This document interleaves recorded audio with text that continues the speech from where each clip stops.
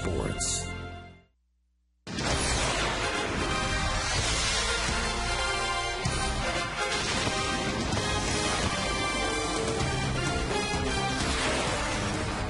Hot, humid, perfect conditions to get wet this afternoon and enjoy a little baseball as well. Welcome to Miller Park in Milwaukee. Interleague play continues. It's the Mariners and the Brew Crew here on Fox Sports Wisconsin. Last night's hero, Jonathan LaCroix, in that batting cage today. He stole the spotlight with his first Major League home run and first RBIs. And while he was in the spotlight, Carlos Gomez hit his fifth home run. So it was their turn last night. Whose turn is it going to be today? Hi, everybody. Alongside Jerry Augustine, I'm Craig Kashan. Brewers with a 5-game winning streak going. It's a season high, and everyone has taken their turn. We saw the heroes from last night, but a lot of good numbers are adding up to victories, Jerry. I'll tell you, when you look at this ball club, they're hitting at a 277 clip with 6 home runs. They've scored an average of 6.2 runs per game. And what about the pitching staff? 2.2 ERA, just 1 home run allowed, and the last 2 games you've only had 1 walk given up by a pitcher. That speaks volumes. So does that defense. The fact this team's only committed 1 error along the way as well. There are reasons to believe. The Brewers are league leaders in several categories with names that do not include Braun and Fielder. How about that? BA and Rock take us to first pitch when we come back.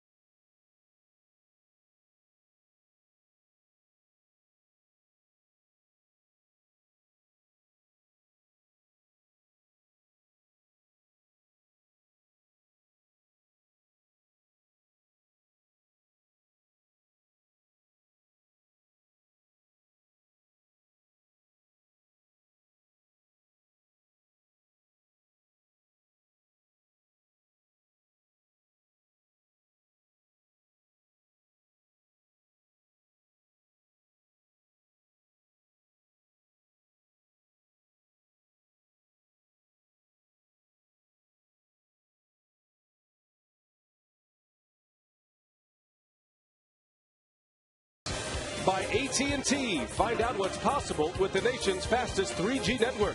AT&T Rethink Possible. And by the new Miller Lite Vortex bottle.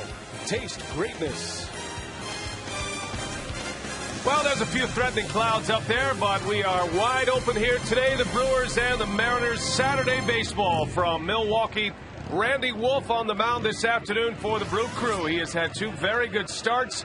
He's gone after his 6th win of the season as he matches up with the Seattle Mariners Interleague Baseball here at Miller Park. Hi, everybody. Brian Anderson along with Bill Schroeder. Great to have you with us this afternoon as we get set for Game 2 of the series. And Rock, the Brewers have won 5 straight. They've won the first 4 on this homestand. And while we expect to see Braun and Fielder dot the stat sheet, it's been the complementary players that have done very well this year as well. Man, that's what's going to have to happen. The Brewers, they continue to inch toward that 500 mark to get back into the race. You know, 3 guys that have been terrific. Yvonne Guerrero, this guy just continues to dazzle every time he goes out there with his first shutout of this season, leads the league in strikeouts. Ricky Weeks, he knows that he's the key to the offense. When he gets on base, good things happen. It's been a good homestand for Ricky. Brewers 4-0, and Corey Hart should get to that All-Star game one way or another, leading the league in home runs, second in RBIs with 55. All three of these guys have been doing a tremendous job lately, particularly on this homestand. Well, let's talk about the guy who jumped into the spotlight last night. How about the effort of Jonathan Lucroy, his first career home run? This guy's been impressive since he arrived to the big leagues. Yes, indeed. We're talking about his defense and his ability to make contact. But, Lucroy last night able to get a two-strike fastball, knock it into that Brewer bullpen to tie the game. That was the big turning point last night. His defense has been tremendous, really limiting and controlling that running game for the first time this year for the Brewers. Well, this team's fun to watch right now. Can they keep it going? They're going after their 6th consecutive win. Can they do it against the Mariners? Saturday afternoon baseball is coming up next on Fox Sports Wisconsin.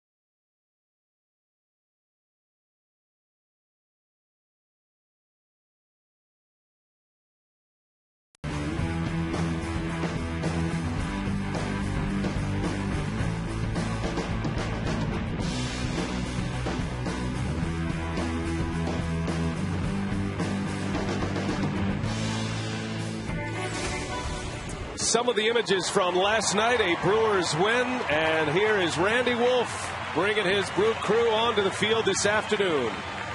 Game 2 of this 3-game series. The Brewers, having won the first 4 of this homestand, their winning streak is now at 5 games.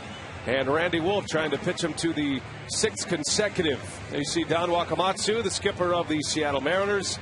Interleague baseball here at Miller Park this afternoon. The Mariners at 30 and 43. The Subway lineup for Wakamatsu has Ichiro leading off, then Sean Figgins and Franklin Gutierrez.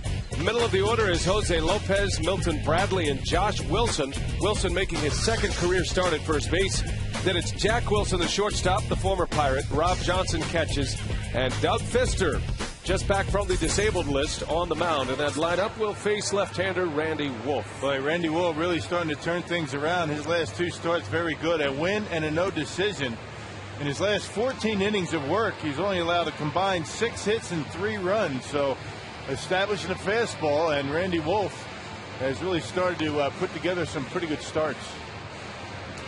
Here is how the Brewers will line up defensively behind Randy Wolf. It is Ryan Braun, Jim Edmonds, and Corey Hart in the outfield. Casey McGee, Alcides Escobar, Ricky Weeks, and Prince Fielder around the horn. George Kataris will catch Randy Wolf for the 3rd consecutive start. Our Blaines Farm and Fleet defense.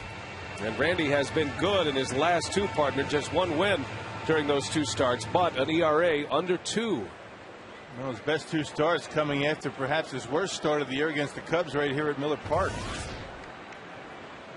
Back-to-back 7-inning performances by Randy Wolf. He beat the Angels in Anaheim.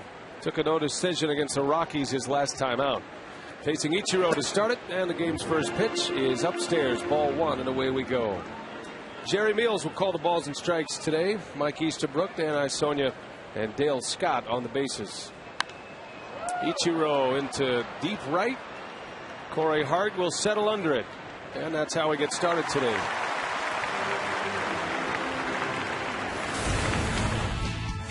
Now, Randy Wolf outstanding in Colorado on Sunday, I should say. Only allowed a single run. That was a home run early in the ball game. It really settled down. Had good command of all of his pitches. Fielded his position very well. Brewers able to get enough offense, but last 2 times out, Randy Wolf has been solid. Now, there was a game that Wolf took a no decision. The Brewers won that game against Colorado 6-1, and that started the winning streak. That was the first win in this modest 5-game streak that is ongoing, and Randy Wolf hoping to keep it going here on this homestand. The Brewers swept the Twins to start this homestand, and then they won the opener of this 3-game series against the Mariners last night.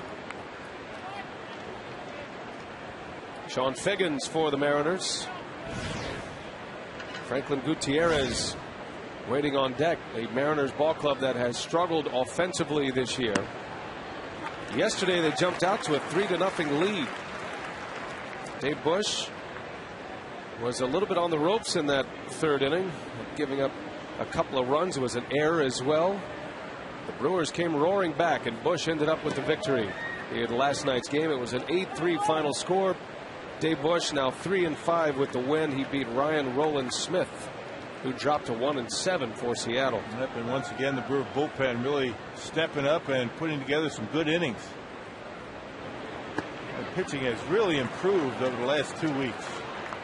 Sean Figgins draws the 1-out walk, so a base runner for the Mariners. And one of the reasons why the Brewer pitching staff has been so good, you look at the last 2 games here at Miller Park, it combined 1 walk. They did not walk a batter, or Gallardo didn't in his shutout, and only 1 walk last night. That was from Carlos Villanueva in his scoreless 7th inning. Chris Narveson was up before Parra. Narveson picked up a win on this homestand. That was the opener of this homestand, as a matter of fact, against Minnesota. Franklin Gutierrez, talented center fielder for the Mariners. Probably not best equipped to bat 3rd in a big league lineup. He's an excellent defender. He does have some pop in his bat. And he is their club leader in RBIs right now with just 32 driven in. Yeah, they're either last or next to last in just about every major offensive category in the American League. Batting average, runs, home runs, are dead last in home runs. Only 42 home runs for the Seattle Mariners. And you compare that to what leads the American League in home runs, the Toronto Blue Jays. Blue Jays 111 home runs. Now the Mariners averaging under 3.5 runs per game. Only the Baltimore Orioles have scored fewer runs than the Mariners. So offense has been their issue. Their pitching has been terrific. And Don Wakamatsu today gets back one of his young starters in Doug Fister, who's been on the disabled list the entire month of June. So their starting rotation is going to get even better with the return of Fister. There's a strike. 2 balls, 1 strike on Gutierrez. As Mariners ball club led in their starting rotation by Felix Hernandez and Cliff Lee. And the Brewers fortunate they will miss both of those aces.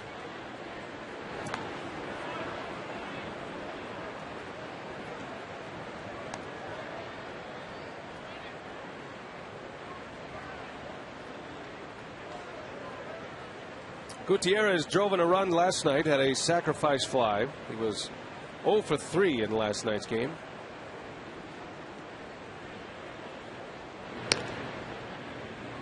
Randy Wolf will work hard today to try to control the running game.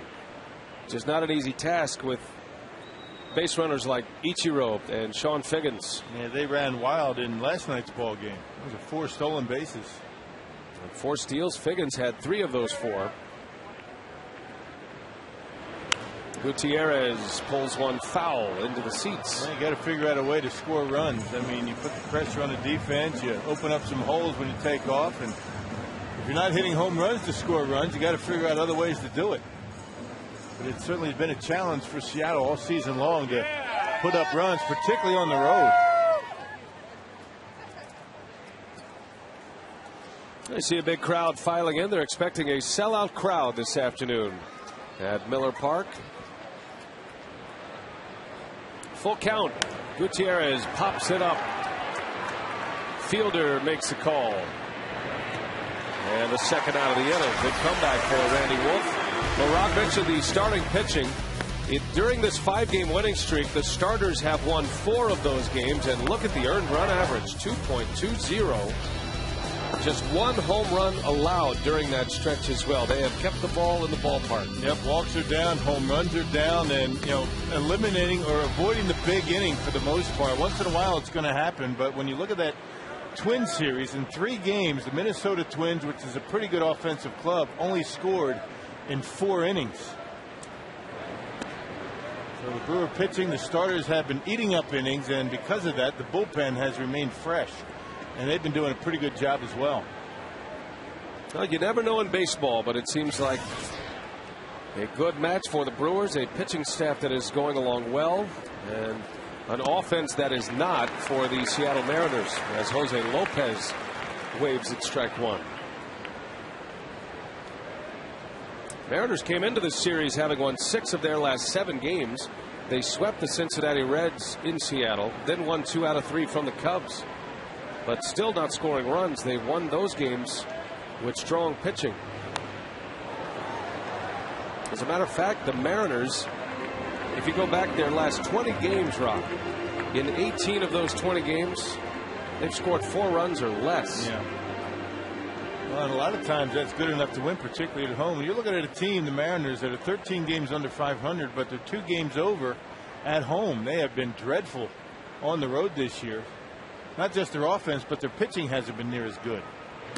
Yeah, just 10 wins away from Safeco this season, and their earned run average about a run and a half higher away from Safeco than it is in their home ballpark, which is one of the pitcher-friendly ballparks in the game. Ball and 2 strikes on Lopez. Figgins still over at first. That one's coming back our way. Look out, Rock. He was ready. 1-2 the count. You can come up now. It's okay. Come on up. I had the hands out. I was ready. There's no way Casey McGee was going to be able to get on me again. I dodged one early this year, but not that one. And it was duly noted by the Brewers' third baseman. Yeah. Who sees it all, apparently.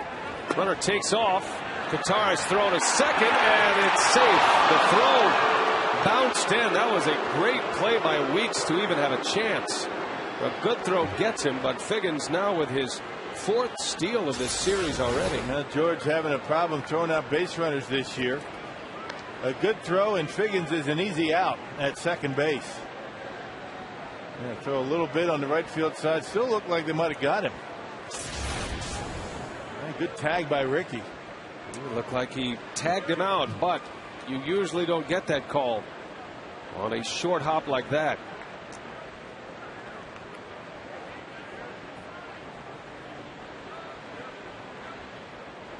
And Randy Wolf, one of the notes about Wolf, complicated set of signs. Take another look at this play. Out by plenty. Yep. Should have been an out. By 6 inches. Dan Iasonia, not sure what he's looking at. Wow. Figgins had that pop-up slide, and that might have fooled Dan Iasonia, the umpire. 2-2. Got him. Randy Wolf strikes out Lopez. And the top of the first comes to an end. Weeks, Hart, and Fielder due up. We head to the home first.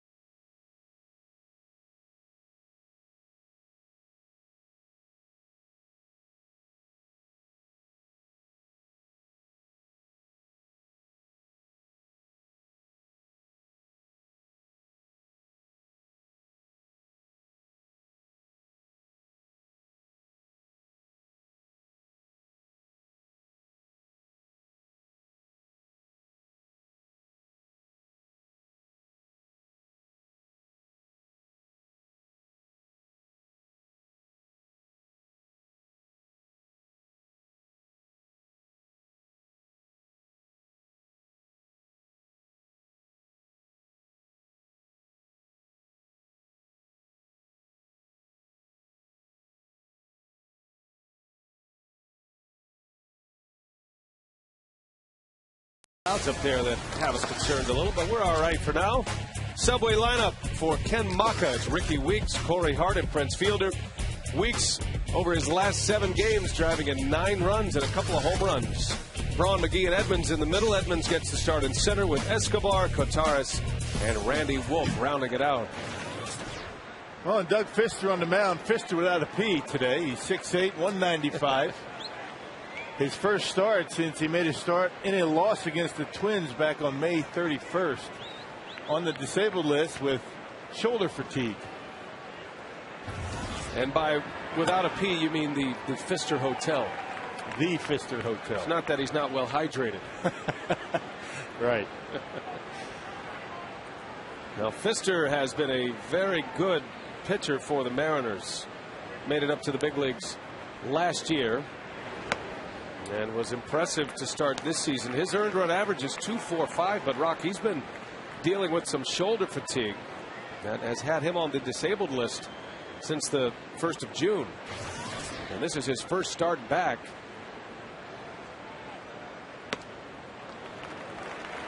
Ricky Weeks, Corey Hart, and Prince Fielder to face Doug Fister. Now, Fister did have a rehab start in the minor leagues last Sunday. And through a bullpen session Wednesday, and after he cleared all of those hurdles, he was brought back off the disabled list. Nice control pitcher, doesn't throw very hard, so you figure this long layoff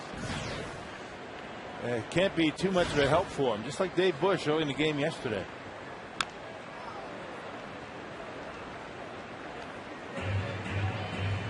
Weeks comes in batting .262 this year. He has 12 homers, 43 runs batted in. His on base percentage is at .365. He has been the most productive leadoff hitter in the power stats this year, home runs and RBIs. He also gets hit a ton. He leads the National League in hit by pitches. He was hit twice yesterday. stands right on top of the plate. The book on Ricky is crowded with a fastball, so every now and again he's going to get drilled. Two leadoff hitters who do it in very different ways, Ichiro and Ricky Weeks. He fights another one off. Although they say if Ichiro wanted to be a home run hitter, he could be. Yeah, he'd rather get about 230 hits a year. What would you choose? Home runs or hitting 340 every year? I'm going for the home runs, man. Chicks dig the long ball. Weeks fouls it away. A good opening at bat for the Brewers offensively as Ricky Weeks seeing a lot of pitches. Yeah, particularly when you have a starter out there on a strict pitch count between 75 and 85. It's it. Well, make him work. Get into that bullpen. Another 3-2 offering. And Weeks fouls another one away. Well, Doug Fister, just 26 years of age.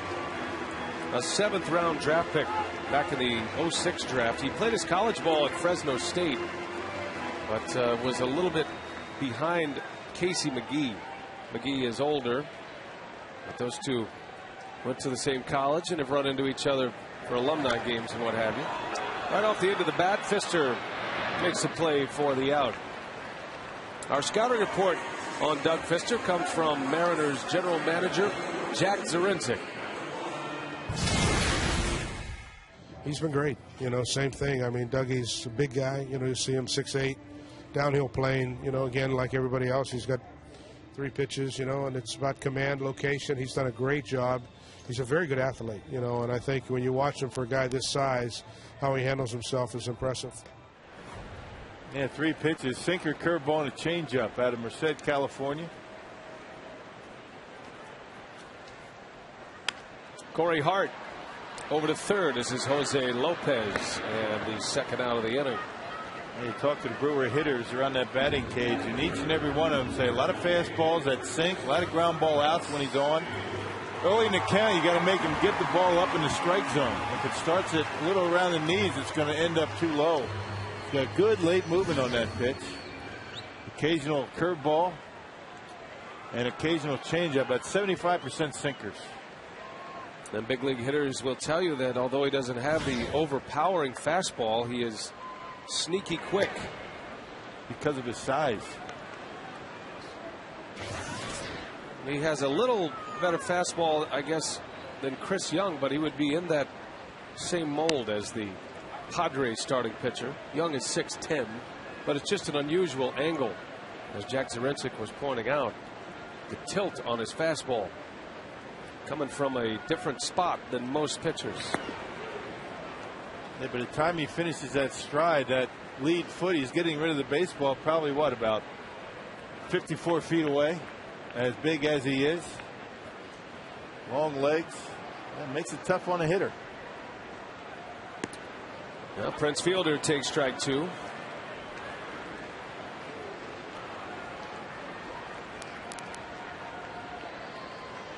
Two balls, 2 strikes on Prince. And that one is ripped into right center field. That's going to go to the wall. Fielder racing to second. And he is in there with a double, a 2-out double for Prince Fielder. And his power bat is starting to heat up. That was a mistake from Fister up in the strike zone. When they get up in the zone, they straighten out considerably and become very hittable. You know, right after that pretty good curveball, he tries to come with a sinker, left it upstairs. Straight as a string, and Prince Fielder able to rip it into the gap in right center. Yeah, those sinkers that stay up. In the words of Chicago White Sox broadcaster Ed Farmer, the sinker becomes a stinker when it's up in the zone. And Fielder, the benefactor. 3 consecutive games with extra base hits. Had an RBI double here last night, and it gives Ryan Braun a chance to drive in a run.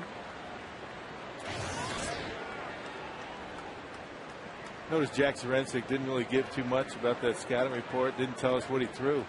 Trader Jack. Keeping it close to the vest. Yeah, well, good athlete. Throws on a downhill plane. That's not much to go on. Little pop up into center field, and Gutierrez is there for the out. So a scoreless first. We're off and running in Milwaukee. We head to the second inning.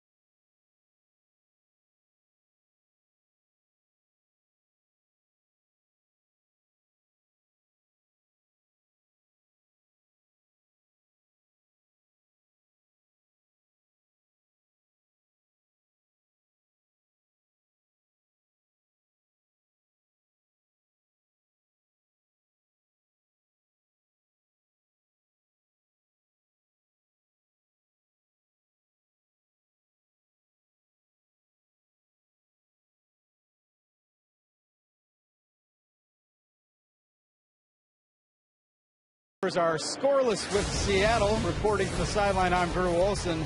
Brewers rookie catcher Jonathan Lucroy hit his first big league homer last night. He is taking the afternoon off as George Kotaras catches Randy Wolf today. That will give Lucroy some time to read some of the 50 texts, emails, and Facebook messages he received after hitting his first big league homer last night, guys. You know, I interviewed him for the Brewers Live postgame show. I asked him every question I had, but nobody hit him with a shaving cream pie. He was braced for it. There were photographers at the ready, and nobody got him. Sneak attack. And you kept that interview going, didn't you, Drew? Just for that fact. I extended it a little bit, and Lucroy said he was braced for it, and he got one in college. He said it stung, so he's glad that they didn't get him. They did, however, pull a prank on him, guys. They gave him the ball from his home run, but it was defaced with graffiti. Now there's a misplay by Escobar, as Milton Bradley will reach first base. That was doomed from the start for Alcides Escobar. Yeah, a little flat-footed fielding that baseball and maybe taking a little bit nonchalant on a routine ground ball.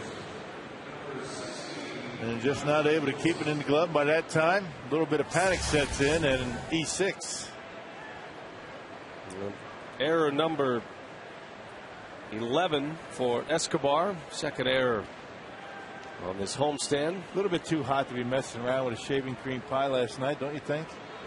I don't know. I think it's appropriate, although I'm kind of ready for the next phase after the shaving cream pie for the post-game interview. But, you know, Drew's talking about the baseball now. Lucroy's home run went into the bullpen, which is great because you know you're going to get the ball back, that historic baseball. But then, Drew, the other part of it is you have to leave that baseball in the hands of the relievers out there, which is never a good thing. Well, that's right. The guys in the bullpen retrieved the ball, and they hit it, and then they took another ball and defaced it with graffiti saying, it's about time, and way to go, and some other derogatory things with everybody's signature on it, and he'll get the real ball in a couple of days. He still thinks that's the baseball he hit out. Yeah. He figured it out when everybody was kind of laughing at him this morning, but it was pretty. You see these guys, they get so excited to get that memento, and you think about putting it on your mantle, and they've defaced it. It's pretty funny. Yeah, the guys write things on it, so there's no way you can actually display it at home. Right. If you know what I mean. That's the best way to put it. Right. It's not PG. How about you, Rock, after your first big league home run? How was your Twitter account? Yeah, they didn't have that. I had no account of any kind, not even a bank account.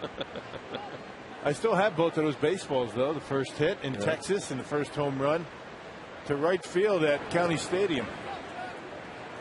You never forget it, and that's why it was such a great moment here last night, and the appreciative crowd here at Miller Park, an understanding crowd, knowing that it was his first Major League homer. It was also his first Major League RBIs, and they gave him a standing ovation, actually gave him a curtain call right after the fact.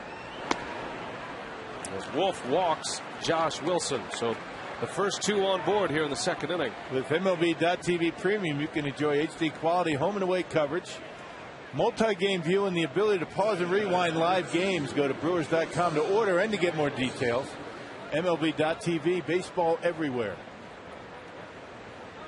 All right, good looking group from Memphis. Out there in the Harley Davidson deck today. It's one of the great spots in Miller Park. You can watch a ball game out there and tell some stories. We did a broadcast from out there last year. Nice folks out there. Good food. Fun had by all. Be particularly nice on a day like today. Here's Jack Wilson. 2 on for the Mariners with nobody out. An error to start the inning, allowing Bradley to reach, and then a walk to Josh Wilson. Well, 3 base runners for the Mariners, but no hits. Wolf has issued 2 walks to go along with that error. Bouncing ball through, a base hit. Bradley is going to hold at third base. And the bases are loaded with nobody out in the second inning against Wolf. There's the first hit for the Mariners. That was a curveball to Jack Wilson. He's a very good off-speed hitter, particularly up in the strike zone. Who wouldn't? Tried to get him to chase, get him out in front. That curveball stayed inside, but up. You get that ball down a little bit, you might be able to get that double play, but into left field, bases loaded, nobody out.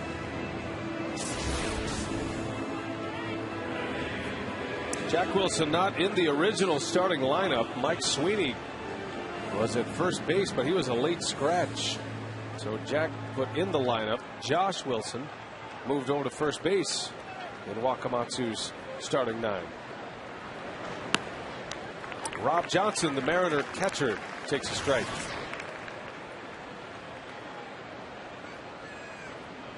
Hitting just .195 this year. Only 2 homers, 10 RBIs.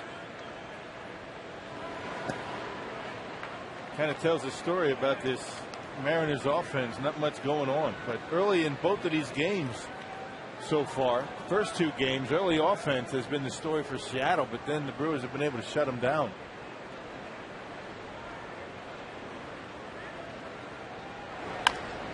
Bouncing ball to short. Escobar, his only play is first. That'll get a run in.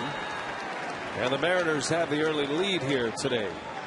So the runners advance.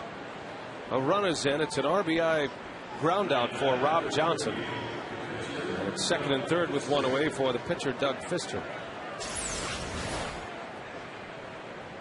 Now the cut fastball, a little bit of tilt on it. Good pitch by Randy Wolf. Got Johnson over the top of it, but not hit hard enough to turn 2.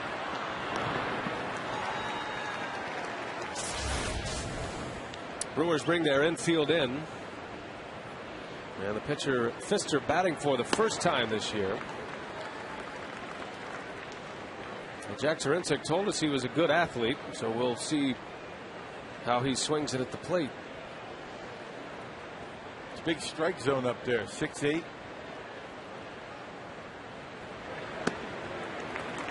Fister has never had an at-bat in the big leagues. This is number 1.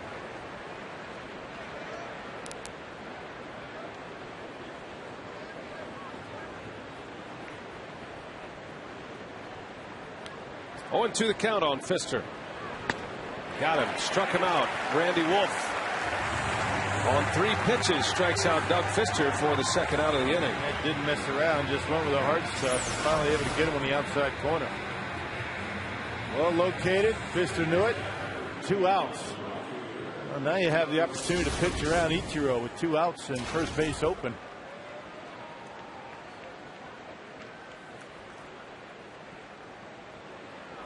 Ichiro this season has been the lone constant in their offense, an offense that has struggled so But not Ichiro, as he squares to bunt and takes a strike.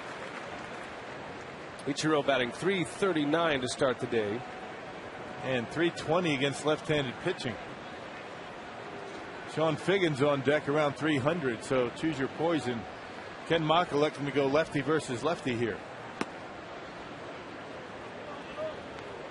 Well, starting the day today, Ichiro tied for 4th in the American League in hitting. He's tied with his former teammate Adrian Beltre. Beltre now with Boston. The league leader in the American League is Robinson Cano, who's hitting .361.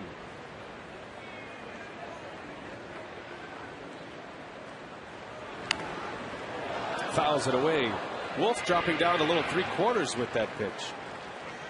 And Ichiro able to stay in there. Wolf put the ball right where he wanted it to. Outer half, outside corner.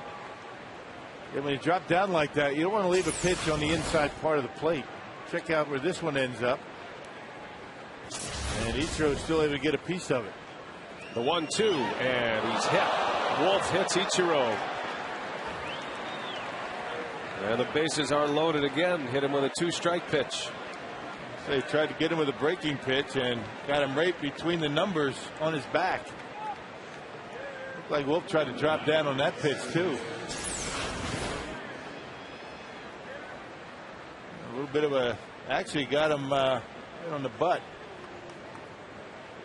That's not going to hurt too much. Even when you're in good shape, they don't hurt down there. Matter of fact, the worse shape you're in, the less pain you feel. That's right. Yeah, so Ichiro at first base. Bases are loaded. Sean Figgins, the batter. Figgins has been a hot hitter for the Mariners. Now he's batting just .235.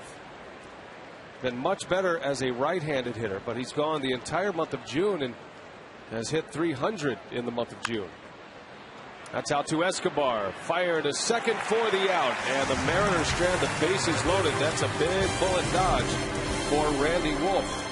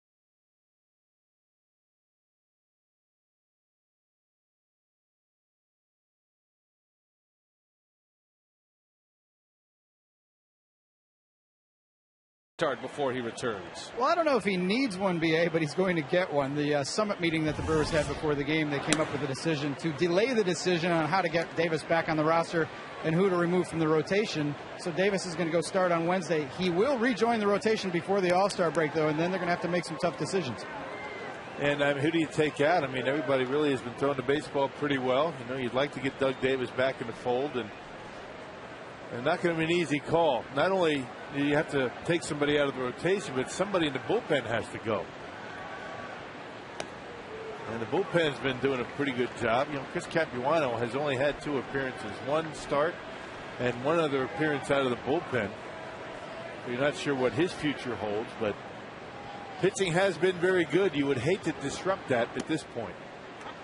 And Chris Capuano's last outing, June 12th. So it has been a while for Capuano. He pitched just 1 inning against the Texas Rangers.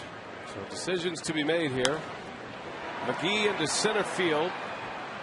In his tracks, Gutierrez makes a catch and the first out. Well, we had a chance to visit with Ken Maka about the success of the pitching staff here lately.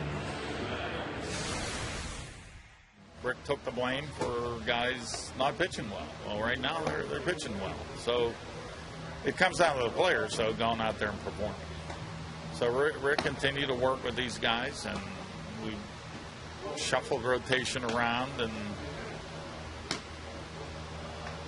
you know, the players are going out there and performing now for whatever the reason. Rick's work or getting them in better positions or whatever. Manager Ken Maka, and referencing Rick Peterson, who you could say was taking it very hard the first month of the season, and is now enjoying some of the fruits of his labor as the pitching staff has begun to turn it around. Ken didn't seem too excited about the question, did he? That's about as excited as you'll see Maka answer any question. But I think that the success of the pitching staff is a direct result of throwing more fastballs, not trying to trick everybody, at least early in the count. Getting ahead in the count and putting hitters away. I mean, that's a simplistic view of what's going on, but that seems to be what's happening right now. And it might be as a result of simplifying the game plan, but because of necessity, because of 2 young catchers. You know, after Greg Zahn was injured and he goes to the disabled list, out for the season with shoulder surgery. You have Jonathan Lucroy, who started the season in Double-A. George Kataris hasn't caught much in his career either, and I think it forced the pitching staff to dumb it down, I guess you will, with these 2 catchers, and both have gone along pretty well here recently. Instead of getting bogged down in scouting reports and thinking about what you're supposed to do to a certain hitter in a certain count, you go with the pitcher's best stuff, right? That's a foul ball, just missed the line, Escobar. That's a novel idea, huh? Fastball's in, breaking balls away, Rob. Just throw what the pitcher feels comfortable in throwing in a given situation. What is he going to throw a strike with? Wow. That's the way it used to be in the old days. How about this play here, Rock? That's got a chance. That's got a chance at a little Home Depot later. See, you don't need a glove. And chivalry still exists. Escobar trying to bunt, chases one out of the strike zone. It's 1-2. You know, I'm no genius about, you know, the scouting reports and the game plan for, you know, each and every game. We're not privy to that information, but it does seem like things have gotten a lot easier. I mean, as far as what they seem to be trying to do to hitters. Seem to be trying to do to hitters. Get ahead and put them away. Simple as that. Well, the one statistic that does not lie, when you get ahead of a hitter, his batting average drops significantly. And as you go through the strikes in the count, it drops significantly, around 100 points as you go from strike 1 to strike 2. Certainly has been the case with Giovanni Gallardo, not only getting ahead earlier in counts, but getting ahead with his fastball earlier in counts. Escobar cues one out to Wilson. And Pfister covering the bag for the out. Inning over, 3 up, 3 down for Doug Pfister. We head to the 3rd.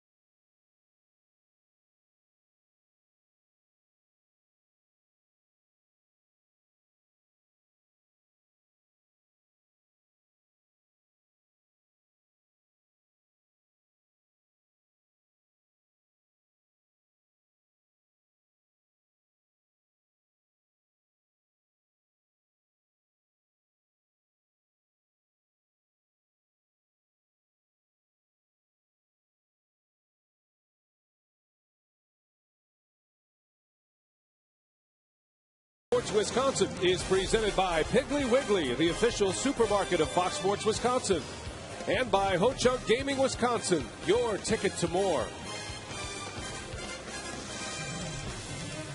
Beautiful Miller Park on a Saturday afternoon. Glad you're with us today. Brian Anderson with Bill Schroeder, Drew Olson, Chris Withers, our producer today, and Michael Odino directing.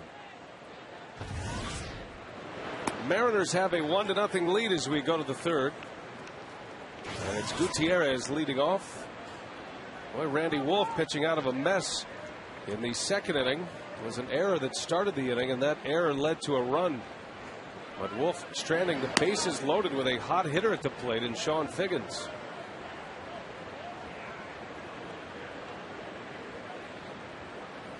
Mariners again have the first lead against the Brewers. They had a early lead yesterday. At one point led 3-0 before the Brewers came back and scored 8 unanswered runs and won the opener yesterday behind Dave Bush.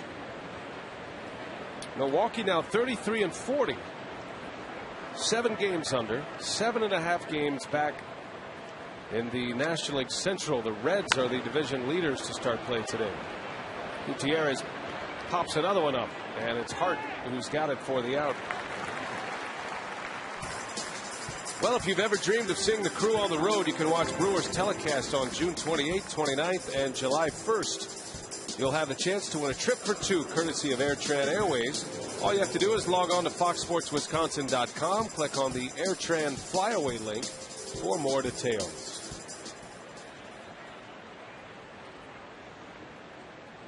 Well, the famous call of Bob Uecker. Ueck's supposed to be in the ballpark today. And saw him a couple of days ago. He was here, and we had a chance to visit with him in the Brewers clubhouse. He's doing well, coming along nicely. Looking good. He lost a few pounds, but you would expect that. It's got to be getting to him, not being around the ballpark, you know, listening to radio, watching on television, and that's all he's known, Brewer baseball. And good to see him, you know, before a couple of games here on his homestand. Coy Provitz done a great job filling in for Bob Uecker. We hear, of course, we don't get to listen to Corey, but we understand he's doing a great job. He and Davey Nelson are teaming up in Uecker's absence.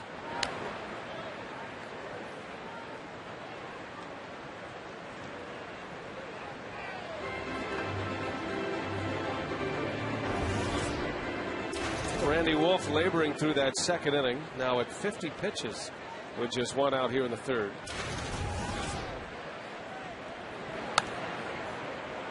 Count stays at no balls, 2 strikes on Jose Lopez.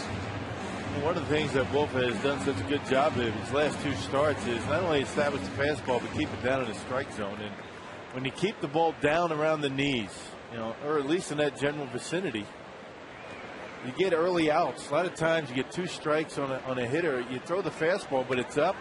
Gives him a chance to foul it off. That's when you end up, you know, getting that pitch count up. Just not able to put hitters away. And ordinarily that's what happens when you're upstairs.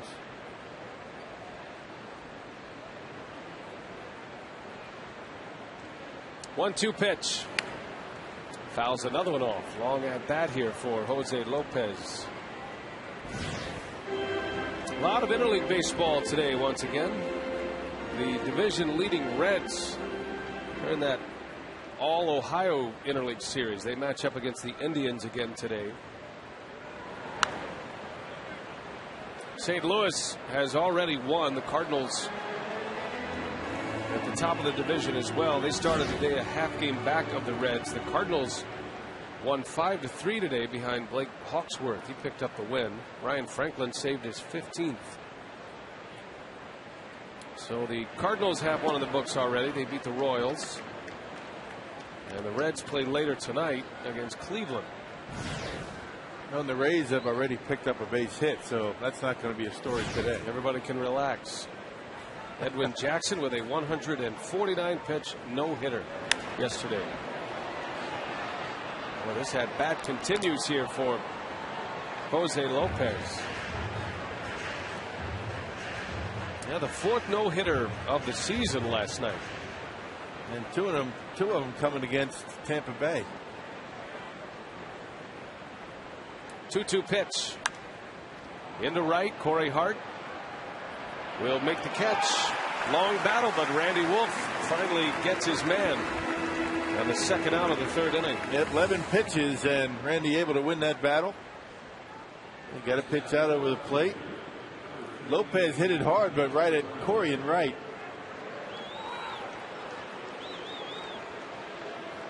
If you're wondering, the most no-hitters thrown in a season in the modern era is 9. That was back in 1990.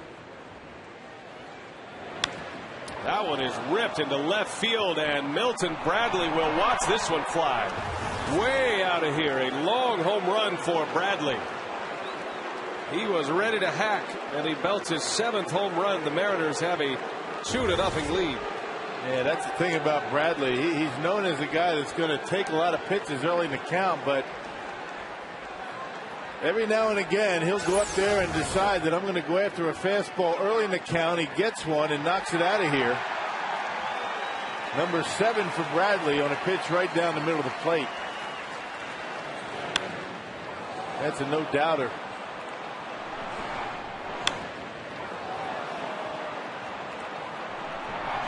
Well, Bradley, a switch hitter, his 2nd home run as a right-handed batter this year. Maybe a sign of maturity there. It's a small thing, but you know, in the past, especially the games we saw against the Cubs, that might have been an opportunity where Milton Bradley would have taken a little extra time, would have stood there and watched a little bit. But he put his head down and he took off around the bases.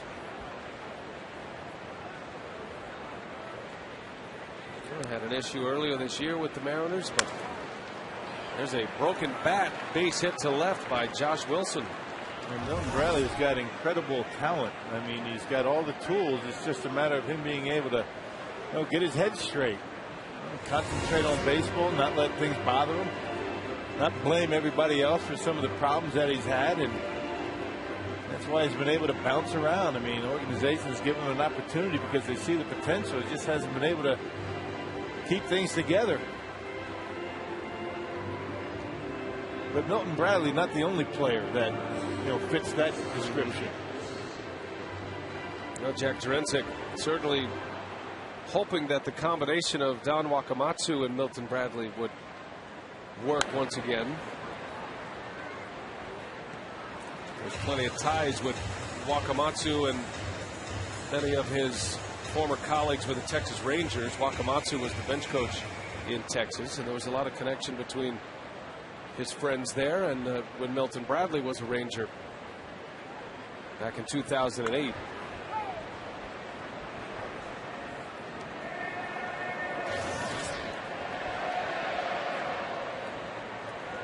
Jack Wilson, a former division nemesis from his Pittsburgh Pirates days. 0-2 the count to Wilson.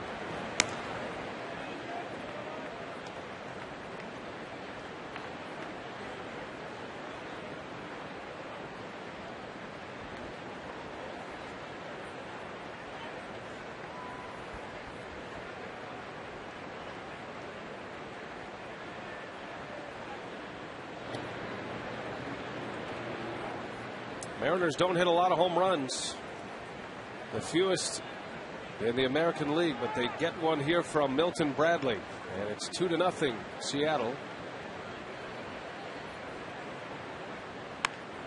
That one is down the line. That's a base hit. Braun will cut it off, and Josh Wilson into third, Jack Wilson into second, and he's in there with a double. Good throw from Braun.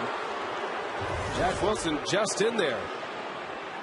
That's a heck of a play by Ryan Braun. He got there, he backhanded, and all in one motion got it off to second base, right on the money. And Jack Wilson had to hustle all the way in there. He was almost out.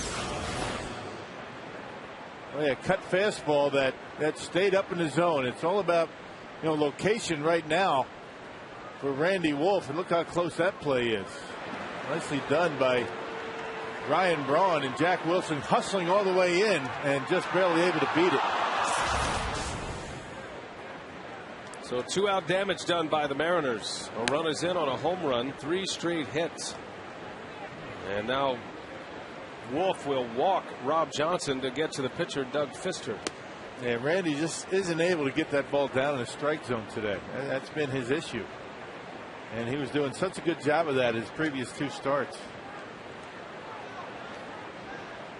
And so for the 2nd straight inning, Randy Wolf will pitch with the bases loaded behind him.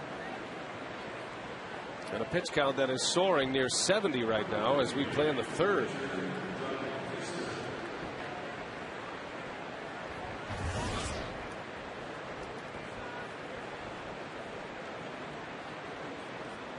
Doug Fister struck out last time up.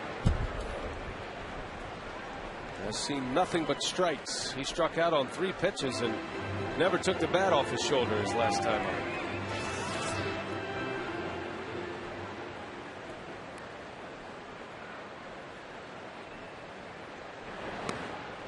There's strike 2.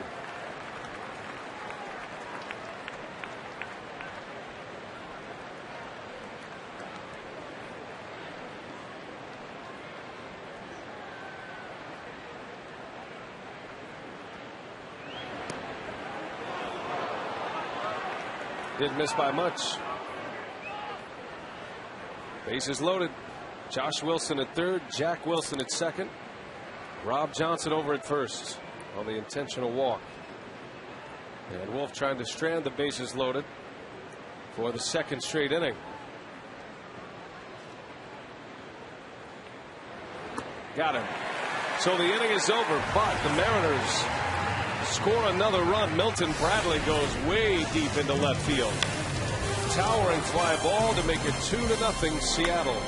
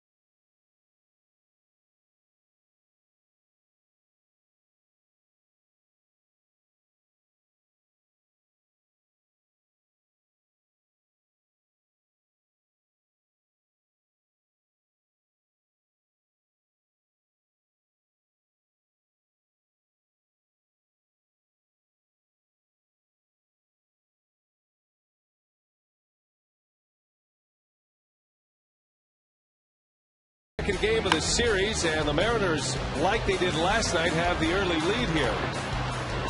So the Mariners scoring a run in the 2nd inning, and then Milton Bradley homering in the 3rd. Randy Wolf able to get out of 2 bases loaded jams, however, or else the damage could be a whole lot worse. Bradley belts his 7th home run of the season. And those of you coming over from the World Cup soccer match, United States losing today 2-1. We welcome you inside Miller Park. It's a beautiful day for baseball. The Brewers are down 2-0 as we go to the bottom of the 3rd inning. George Kataris will lead off.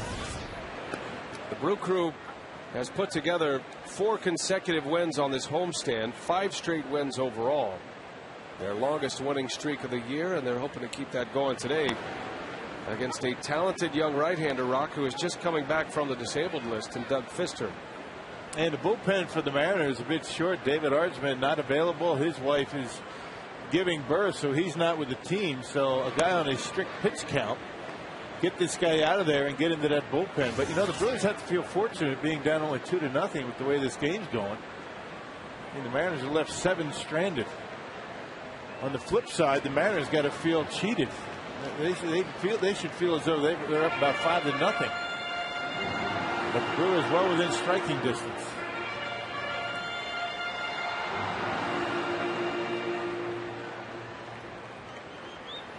Two and two the count on Kataris, and a bouncing ball to Figgins. One gone here in the 3rd inning. Rock mentioned the straight pitch count today for Doug Fister. It's going to be between 80 and 85 pitches. He's coming back from a sore shoulder that had him on the disabled list for 3 weeks. Went on the DL June 1st. But prior to his stint on the disabled list, he was emerging as one of the best young pitchers in the game. And even in a starting rotation that features Felix Hernandez and Cliff Lee, it was Doug Fister who might have had the best stretch of games early in the season. Remember, Lee was on the disabled list with that side injury for the Mariners. And Fister was the one who was pitching the best of the 3. Yeah, eating up innings, except for that last start against the Twins. He gave up 5 runs, but he pitched into the 8th inning, the most he'd given up all year. Randy Wolf goes down the line. That is an extra base hit. Up against the wall, Randy Wolf will settle for a double. And it is the Brewer pitcher who gets something going here in the 3rd inning. A 1-out double from Wolf. Well, Doug Fister probably thinking, why couldn't I do that? I've been up twice with the bases loaded. High sinker, you know what happens to high sinkers at 88 miles an hour? They get turned around pretty good. Randy able to hook one down the line. And he's in scoring position for the top of the order. And this will be the test for the Brewer hitters. Now their 2nd time through. Ricky Weeks bounced out his last time up, but he saw a ton of pitches. Yeah, things turned around dramatically for the Brewers the 2nd time through in yesterday's ball game. Ryan Roland Smith did a pretty good job getting through the Brewers order the 1st time through, but struggled mightily 2nd time around. Well, none of these Brewer hitters have faced Doug Fister.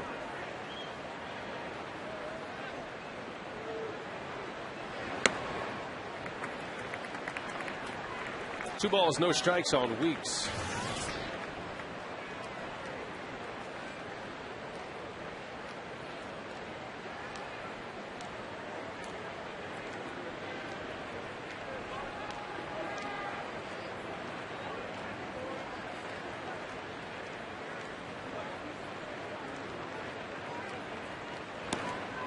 And it's 3 balls, no strikes. And what I was saying about Doug Fister is before Randy Wolf rudely interrupted me with that double.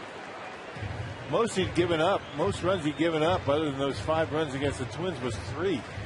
3 earned runs. That happened twice. Other than that, he'd been outstanding. Keeping the opponent off the board and eating up a lot of innings. Well, you won't find Fister on the American League leaderboard for ERA because he does not have enough innings. 3 weeks on the disabled list knocked him out of that category, but he would be among the league leaders, and he had enough innings recorded, and he walks Ricky Weeks. So here come the Brewers, 2 on now with Corey Hart coming up. The Brewers send up their big boppers now with 2 men aboard and just 1 out. Powerball home run leaderboard. Hart has 18. That still leads the National League. Fielder has hit 7 of his 14 home runs in the month of June. Then McGee and Weeks at 12 and Braun with 10.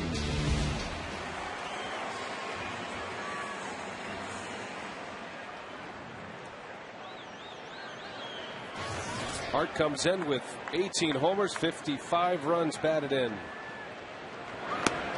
Takes a strike.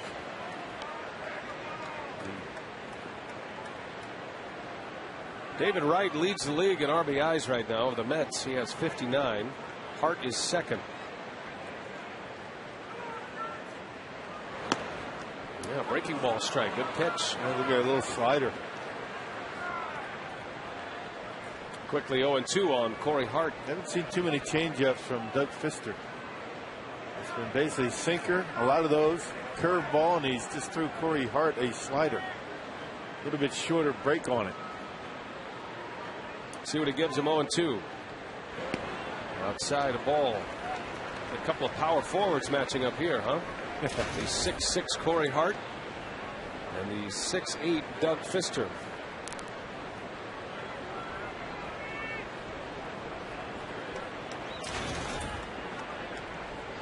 Two on, one out. And Hart rips one into the gap. And that ball's going to go to the track. Scoring is Wolf. Here comes Weeks. He's going to try to score. The throw to the plate. And Weeks is safe at home. A throw to third. Not in time. And here comes Hart. He's going to try to score. The throw. Not in time. Oh, baby. 3 runs are in.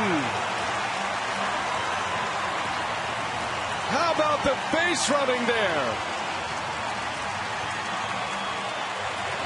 I think something's wrong with Rob Johnson because he wasn't able to catch that baseball. Yeah, Ricky Weeks, when he came in, really gave a forearm shiver to Rob Johnson, and because of that, he wasn't able to catch the throw from third base. Boy, how exciting has this homestand been? Corey Hart with a double, 2 RBIs. He keeps running to third base. I'll tell you, that ball didn't get away from third very far. I was surprised he took off. There's only 1 out. He takes off. Rob Johnson not able to catch the baseball. Actually knocked his glove off. And no play on Corey Hart. So the Brewers take a 3-2 lead. Some kind of play. Corey Hart drives in 2 runs with a double. Goes to third. On the throw to the plate, the ball just trickled away, and Hart, with great instincts, makes a run at it and scores the run. Check this out. What a great base running moment here for the Brewers. Well, Milton Bradley tries to cut it off. He does that. And now watch Ricky Weeks when he comes into home plate. He's going to get a little bit of a forearm shiver, I think. Rob Johnson doesn't even have his glove. The throw to third gets away. Not very far. Now watch the catcher. He can't even keep his glove on. There's something wrong with that arm. It looked like a crazy play toward the end. Everything looked normal up until that last play at the plate. Now the error is going to go on the pitcher, Fister, who was backing up. He made the throw to third that skipped away. 3 runs in with 1 swing of the bat from Corey Hart. 3-2. The Brewers lead it. And now Fielder up there with 1 away. Apparently Johnson's all right because he's still in there. That's one thing about Ricky Weeks. Tough. And having watched him play every day, he is always looking for contact. Believe me. He is as tough a baseball player as I've ever seen. And I've seen a number of them. There was a couple of them in our instructional last night, Robin Yount and Jim Gantner. But Ricky Weeks doesn't take a backseat to anybody in that department. Physically tough and mentally tough. 2-1 to Fielder, and that one's hit well into right center field. That is way back, and that one is gone! A home run for Fielder. 4-2 Milwaukee, as Prince bangs out his 15th of the year. Well, what we say, second time through? Never seen Doug Fister before. Really didn't know what his pitches do when they get into the strike zone, just like last night. Roland Smith able to breeze through the Brewer order second time through. A little bit different. Same today. Fielder now has 8 home runs in the month of June. That home run bat is back intact. 4 runs are in. It's 4-2 Milwaukee as Fielder goes big fly. And check that out. Down and in, just gulps it on out of here, out into the tundra territory out in right center. Big man getting hot. Look out. Up in the Toyota Tundra territory. Are you kidding me? Hey, good catch up there. Barehanded.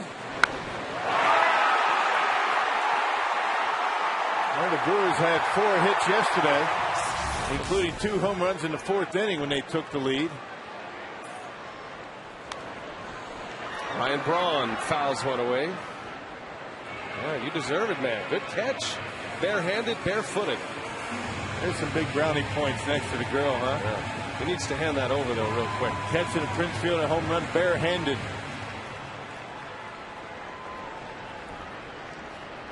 Well, what an inning. Very similar to what we saw last night. Brewers scored 4 runs in the 4th inning last night to erase an early 3-0 deficit. Mariners up 2-0, stranding the bases loaded in the 2nd and the 3rd. And the Brew Crew with 4 on the board here in the 3rd inning. Not done yet, still just 1 out. All of this was started by a Randy Wolf double. The pitcher doubling down the right field line.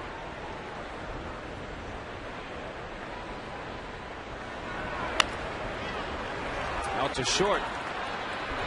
Jack Wilson makes a play for the 2nd out of the inning.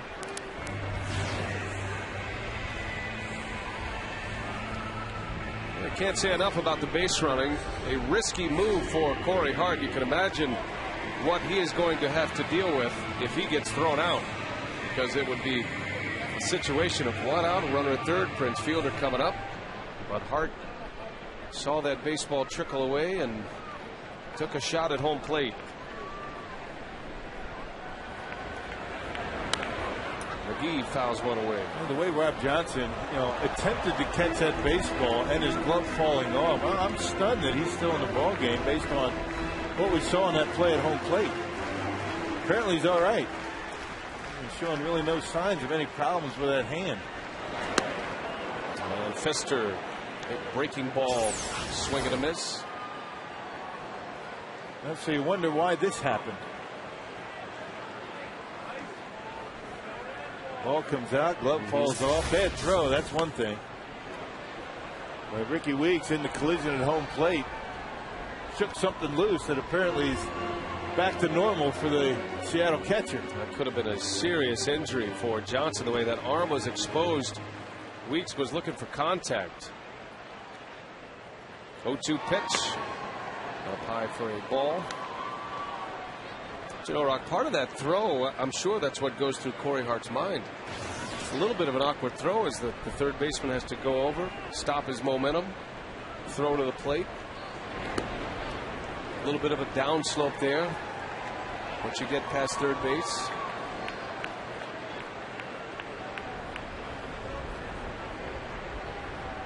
Talking about that play that started the 2nd inning for Seattle. Talking about defense. McGee strikes out, but the Brewers strike against the Mariners. They score 4 runs. It was Fielder's home run that put them up 4-2.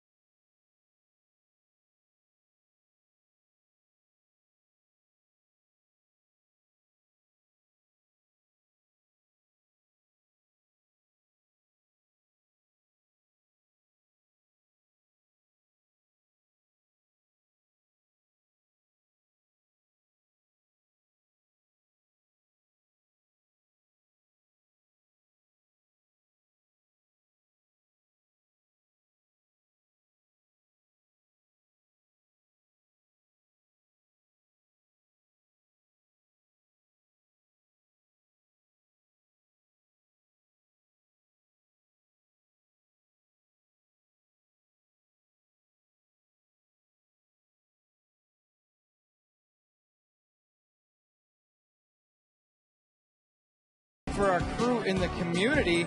Dan Atanasio, the son of the Brewers owner Mark, and his band Pan Am will be performing at the Cool TV Rock Stage Tuesday at Summerfest. They take the stage at 3 o'clock. Guys, the band describes themselves as having a great amount of energy, rhythm, and excitement. Now, I've seen them the last couple of years, and every time the crowd gets bigger at their gigs. Yeah, good for them. I remember we kind of unveiled them a couple of years ago, and back at Summerfest once again. Pan Am. Exciting third inning. The Brewers score 4 runs. They have a 4-2 lead as we head to the 4th. Ichiro leading off against Randy Wolf. Fielder belts number 15. Corey Hart with a 2 RBI double in that third inning. Double came with 2 strikes. As Ichiro bunts foul.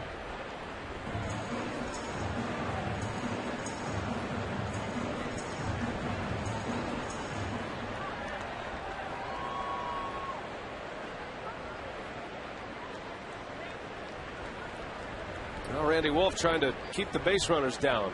Mariners have left 7 men on base the first 3 innings. And a big bouncing ball. Weeks makes the play for out number 1. That's a good start. Hey, fans, take advantage of the DQ Family Days. Buy a Terrace Reserve ticket in select areas on select Sundays and receive a coupon for a free hot dog, small soda, and a buy one, get one free Dairy Queen Blizzard. That sounds good on a day like today. Gotta eat it fast, too, huh? That's the best kind. Before it melts. Got a little Heath bar in there. Now you're talking. Little brain freeze. Sean Figgins with 1 away. Big crowd today, partner. Yeah. Got a sellout at Miller Park today. Expecting the same tomorrow. Taking a ball game, head down to the lakefront tonight. Yeah, Summerfest going on. Tom Petty, big night tonight. Don't forget the Heartbreakers. They'll be there. They were in our booth the other day. Yeah.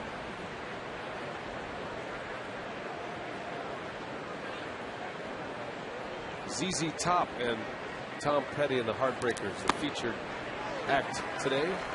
Lots of other great bands. That's the best part of Summerfest, to walk around and hear all kinds of music.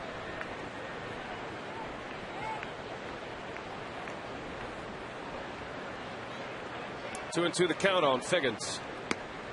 Just missed. Count goes full. Wolf looking for a clean inning. He needs one. His pitch count is up there. Yeah, he wanted that last fastball. Pretty good pitch. That's a little bit off the outside corner.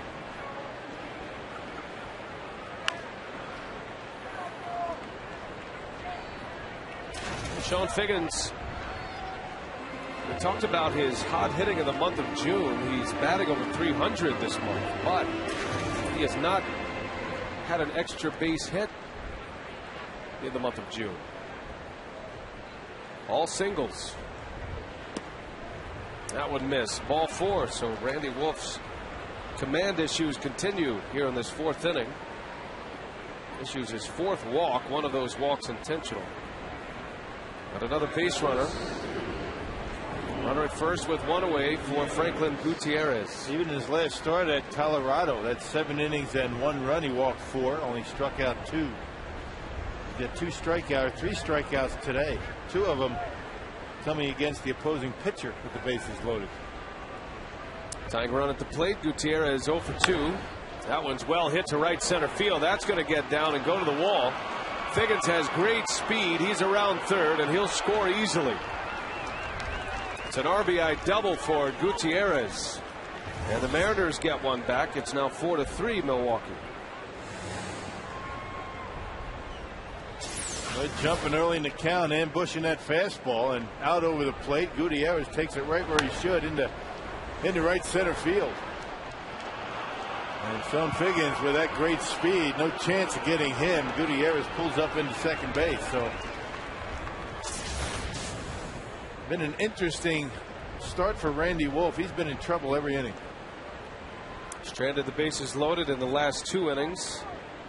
Now dealing with Jose Lopez with the tying run at second. Well, it's going to be a short start for Randy Wolf for sure. Pitch count already in the upper 80s, and that one is belted to left field. Braun back at the wall, out of room, and that ball is gone. A 2-run home run by Lopez, and the Mariners have the lead. It's now 5-4 Seattle.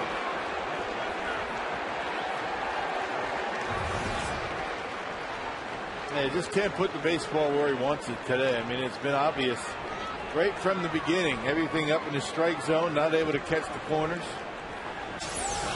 Some days you have like that. Check out that fastball right down the middle of the plate. Right around the belt, and not too many of those pitches in that location are going to come back. Jose Lopez way back and left, so that lead didn't last very long. Well, the Brewers get 4 runs in the third. Randy Wolf gives them right back. 3 runs in for the Mariners, and it's now 5-4 Seattle.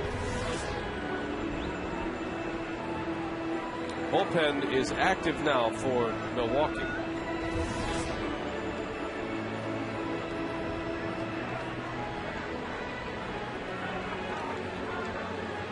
David Risky now throwing in the bullpen.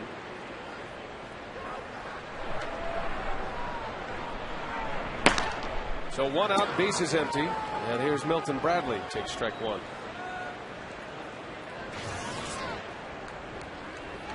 Wolf's last outing at home, his worst of the season.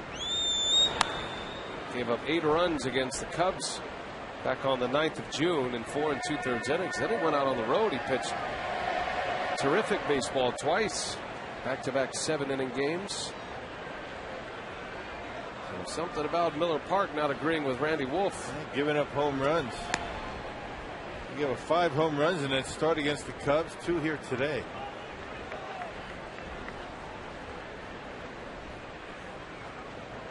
Bradley homered in the 3rd inning. Big cut, and down he goes. Out number 2 as Bradley strikes out. Strikeout number 4 for Randy Wolf. Got away with another pitch up in the zone. Boy, that cut fastball literally right down the middle of the plate. Milton Bradley, that big swing, and comes up empty. 2 gone. Here is Josh Wilson.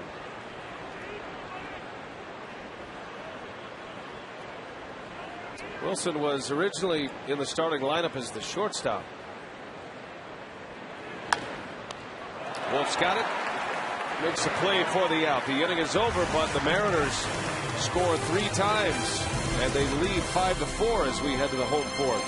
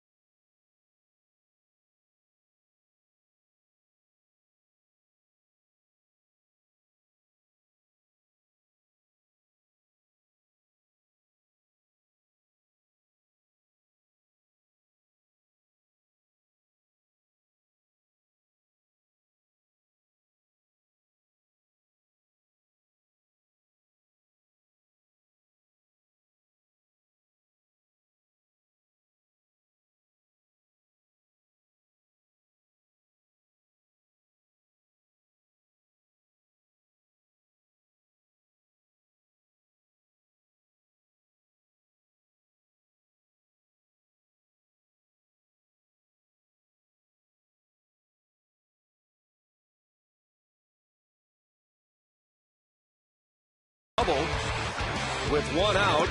Weeks then drew the walk, and then Corey Hart with 2 strikes drove in 2 runs, but the play wasn't over. Weeks tried to knock out Rob Johnson. He scores the run. The throw to third gets away, and look at this, not very far, and Hart takes a chance. Poor throw from Lopez. Hart scored the run, and then Prince Fielder, the next man up, sent one out the conventional way deep into right center. And a 4-run third inning for the Brewers, but the Mariners come right back. They get 3 in the 4th, and it's 5-4 Seattle as we play in the bottom of the 4th inning. A lot going on here today at Miller Park. Jim Edmonds leads off. He followed by Escobar and then Kataris. That Brewers don't mind a slugfest from time to time. They can slug with you. Surprising thing is, though, the Mariners slugging it out. They're not known for their offense. That they've already hit 2 home runs today. Well, the Mariners with 5 runs on 6 hits through the first 4 innings.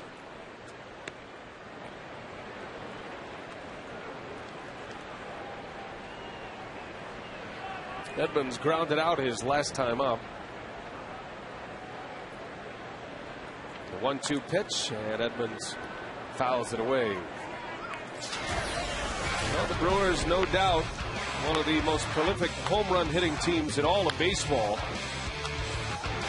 They lead the National League with 90 homers. They're 3rd in all of baseball. The Blue Jays lead with the most home runs by a team, up over 100. And the Crew with 18 home runs in the last 14 games. And a lot of that due in large part to Prince Fielder, who has hit 8 home runs this month. And Prince with a double and a home run today. Belting number 15 of the season, RBI number 31.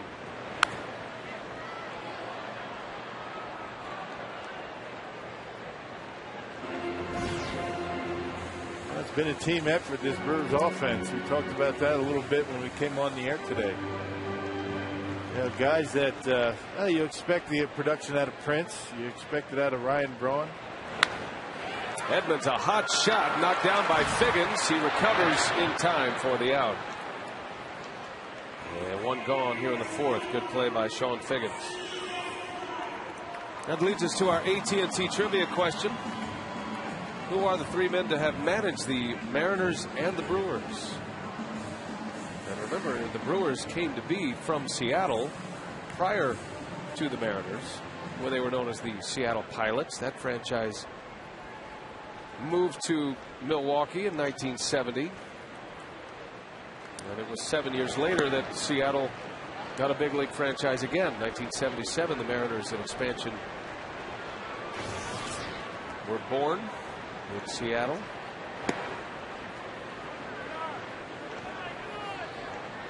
This franchise had some good success under Lou Piniella.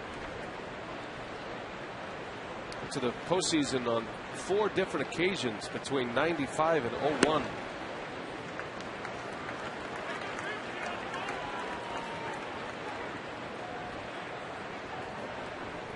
And good pitching staffs and very good offenses back in those days. Back at the King Dome. Yeah, that was a good hitting ballpark. When you talk about a dome where you can see the ball well, wow, that was good hitter's yard right there. Escobar out to short. Wilson, a long throw, and not in time. Josh Wilson pulled his foot off the bag trying to make that play, and Escobar is safe. That's what happens when you run down the line like Alcides Escobar. Jack Wilson, not blessed with the greatest arm in the world, had to rush his throw a little bit high, and a little inexperience at first base pulled him off the bag. Watch how quickly Jack Wilson has to get rid of this baseball, gets under it, and just barely not able to keep the toe on the bag, and that'll be an error. E6, I would imagine. Yep. So Escobar reaches. Remember, Josh Wilson, the first baseman, it's only his 2nd career game at first. Not much he could have done about that anyway. But Josh Wilson over there for just the 2nd time in his career. And one of the ways you can eliminate, pulling your foot off the bag on a play like that is not stretching as much. You stay back, use the bag to help you get a little bit higher, and I think they still would have been able to get Alcides Escobar. An experienced first baseman might have thought about that. Josh Wilson, normally a shortstop.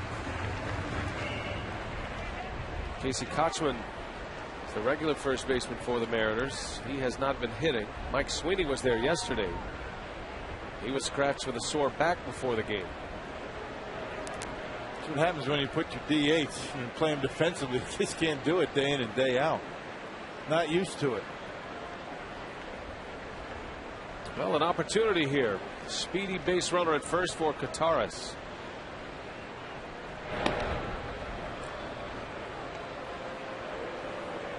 George has his family here this week from the Toronto area.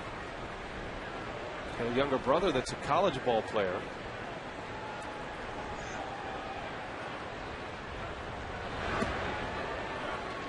Not a bad gig for little brother to come hang out with big brother in a big league setting. They put him in a uniform. They let him take a little BP. Got to shack some balls.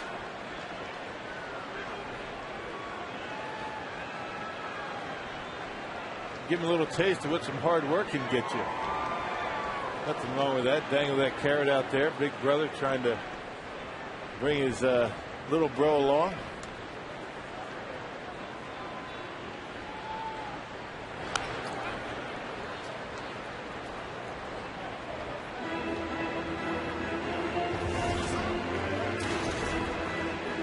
Now the rope is running short for Doug Fister as well. He's at 75 pitches. And his pitch count after coming back from the DL between 80 and 85, we're told. There's a strike. And barring a double play, this will probably be it.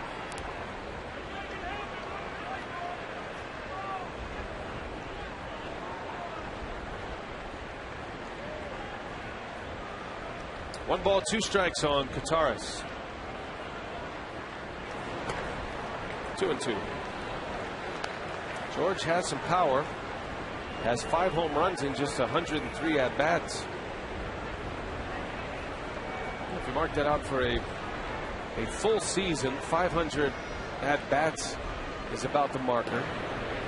So you do the math, and Kataris a 20 to 25 home run potential player. But he is at this point a backup to Jonathan Lucroy. That one is hit well, but right at Ichiro on a sinking line drive that Ichiro makes the catch. Yeah, a lot tougher than it looked initially. A little top spin on it, but Ichiro able to make the play. Hey fans, visit the Brewers official online shop at Brewers.com. Browse the largest selection of official gear, including the latest apparel, nostalgic memorabilia, and authentic classics. Get your gear from the official source, the Brewers.com shop.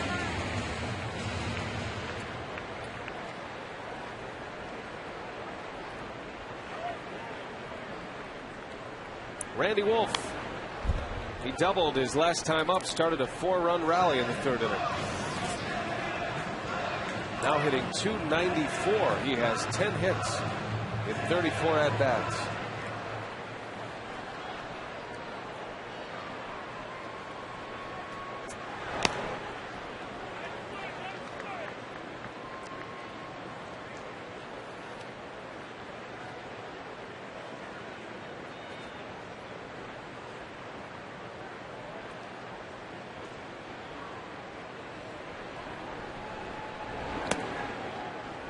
Ball and 2 strikes on Wolf. Trying to turn over the lineup to get Ricky Weeks at the plate. Top of the lineup did the damage in the third inning. A walk, a double, and a home run. Weeks, Hart, and Fielder.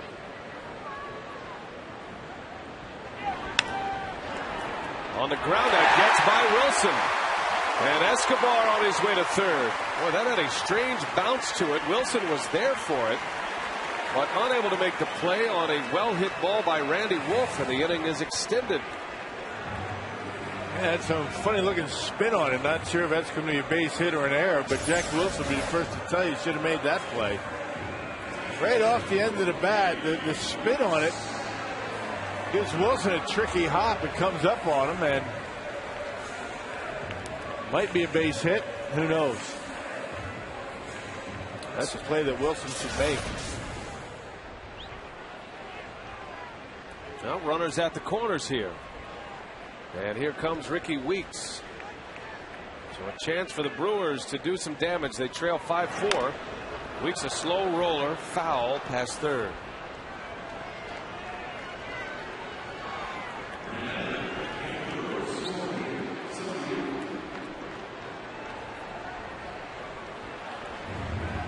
Well, Ricky Weeks starts the day as the top run producer out of the leadoff spot.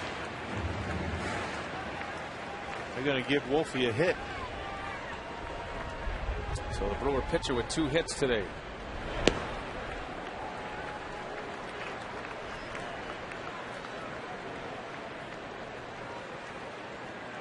Brian Sweeney will be next for the Mariners. Just called up from AAA Tacoma.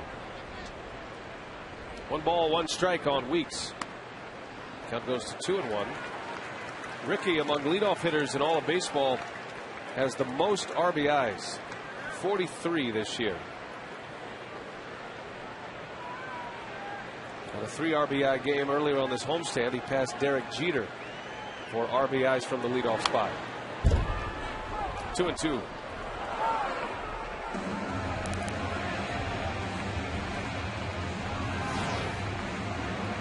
Weeks and Kelly Johnson of the Diamondbacks tied for the major league lead in home runs by leadoff hitters with 12. Kelly Johnson's really slowed down, hasn't he? And he's hit just 1 home run in a month. 2-2 pitch. Weeks fouls it away. And now that pitch count's getting into the danger zone here for Don Wakamatsu concerning Doug Fister. He's officially over his allotted pitches that they had figured for him coming in.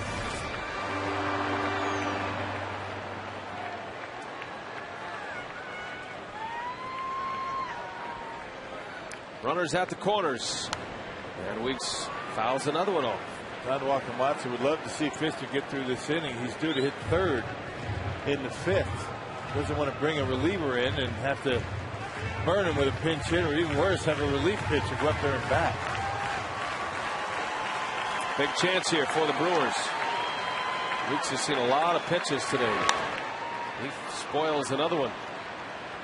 Now, in the first inning, Weeks saw 9 pitches. He ended up grounding out, but he saw plenty of Doug Fister, and then he walked his last time up and scored a run. Check that, 10 pitches in the first inning. The 2-2. Another one foul.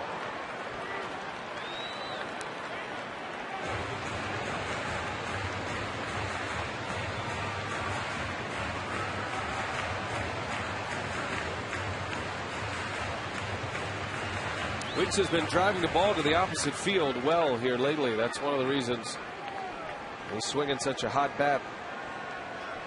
Weeks has 6 hits on the homestand. He's 6 for 16, nearly 400.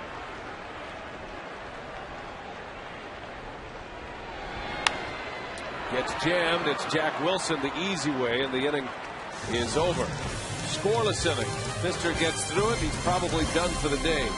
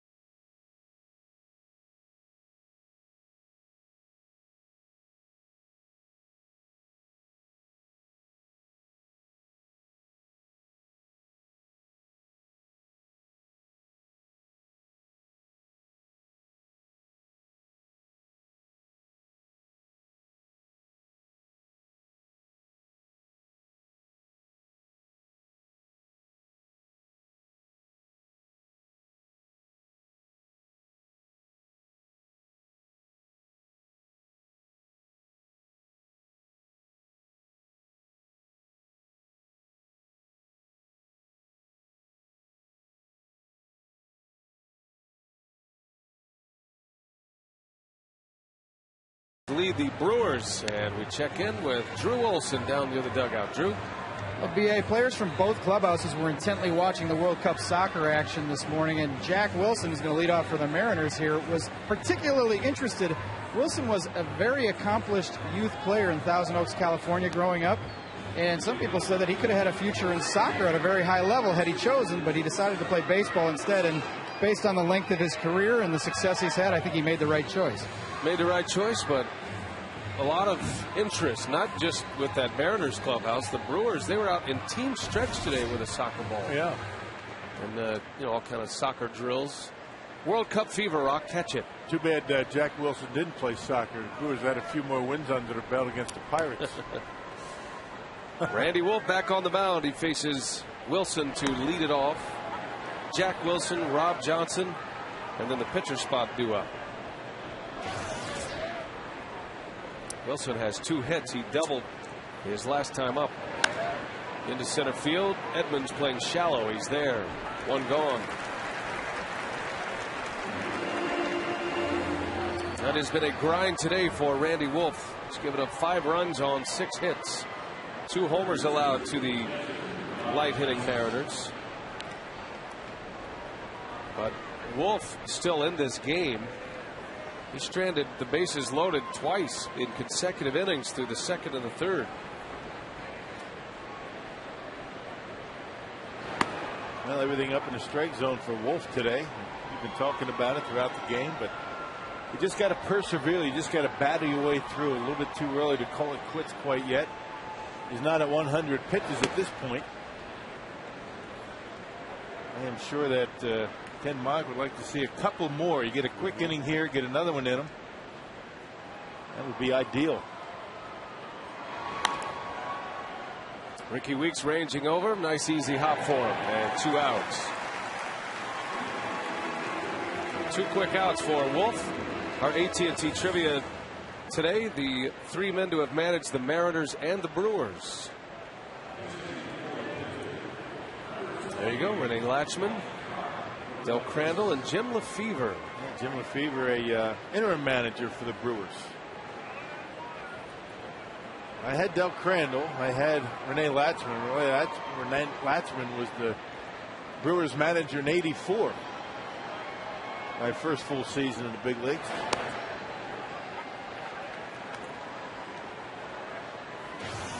Knew things weren't going to go very well for Renee in '84 when in spring training Paul Molitor blew out, and that was about the end of that.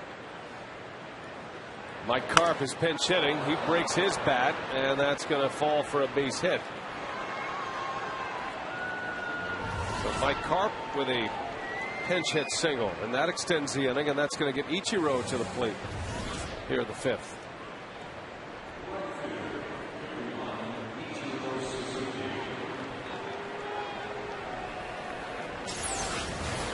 Well, the Mariners taking a page out of the Brewers book, having a left-handed batter go up there against a left-handed pitcher. Mariners only have 2 available right-handed hitters. Alfonso, the other catcher, and Sweeney, who's got a bad back. Who was originally in the starting lineup and scratched late. And now Wolf has his hands full with Ichiro. 0 for 2 today. Wolf hit Ichiro in the 2nd inning on a 2-strike pitch.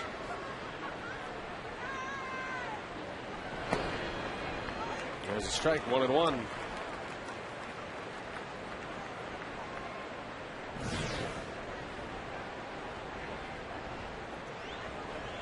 Ichiro among the hit leaders in the American League once again.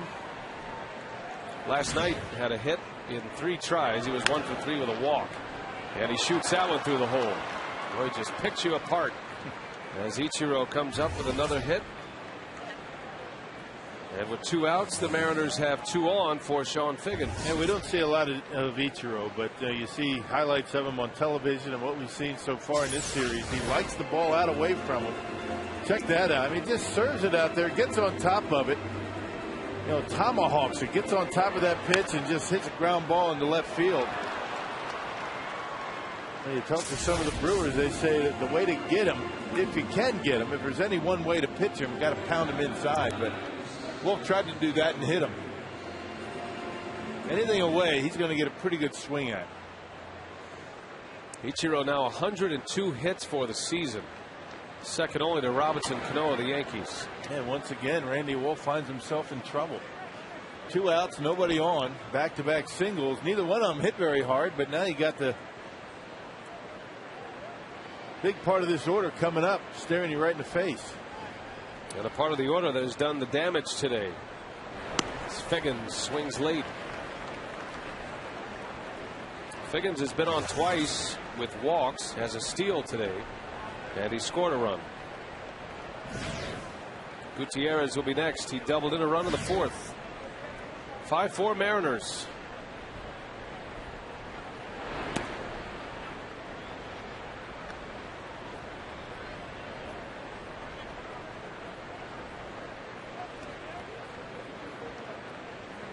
Mike Carp, a pinch hit single with 2 outs. He's at second with Ichiro at first. And that one missed. 3 balls and a strike on Figgins.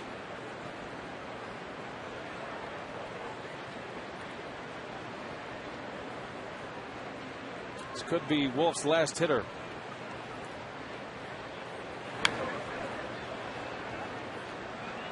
Figgins was up in the second inning with the bases loaded, and he grounded out to end it. And David Risky looks like he's ready down in that bullpen. You got 2 big boppers waiting their turn, Gutierrez and Lopez. Important hitter for Randy Wolf.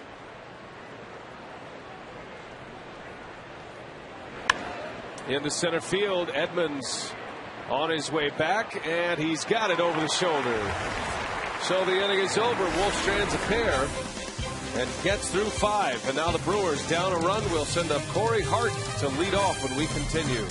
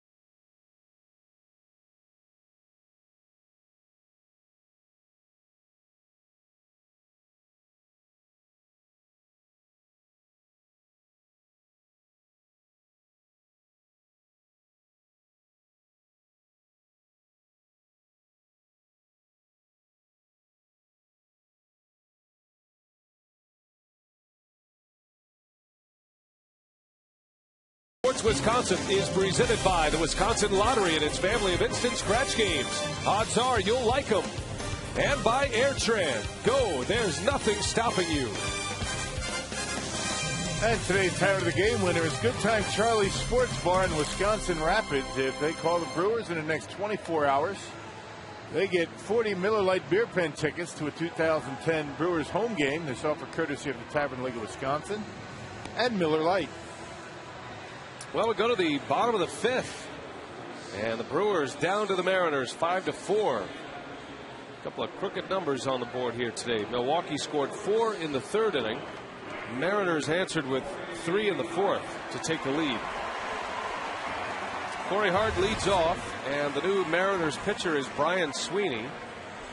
After 3 years in Japan, he is back with the organization that brought him along, developed him, and he's back in the big leagues. Appeared with the Padres in 06. He had 15 appearances in AAA with the Seattle Mariners.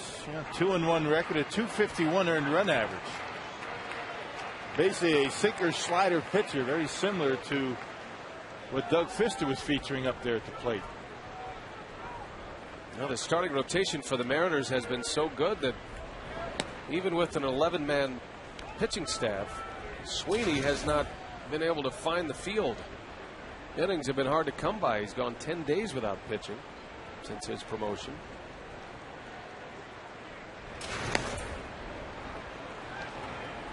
Had a successful run, however, in Japan. He was a starting pitcher in Nippon.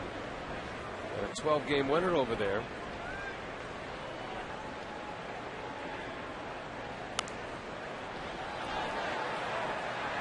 Pop up in foul territory. Johnson gives it a look, and it's in the seats. Yeah, you know things are going well for your pitching staff when your long relievers aren't getting much work. And Jack Zarenzik almost got that one. He was ready for it.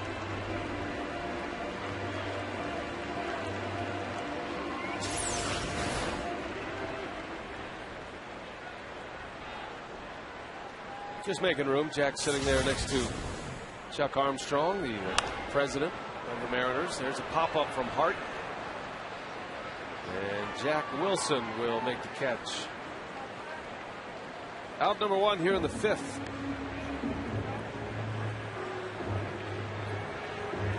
Sweeney in 15 games in AAA Tacoma. Just 20 hits. Gave up just one home run in those 15 games. That used to be a pretty good hitter's ballpark. I remember playing in Tacoma in AAA. That was late years ago, though.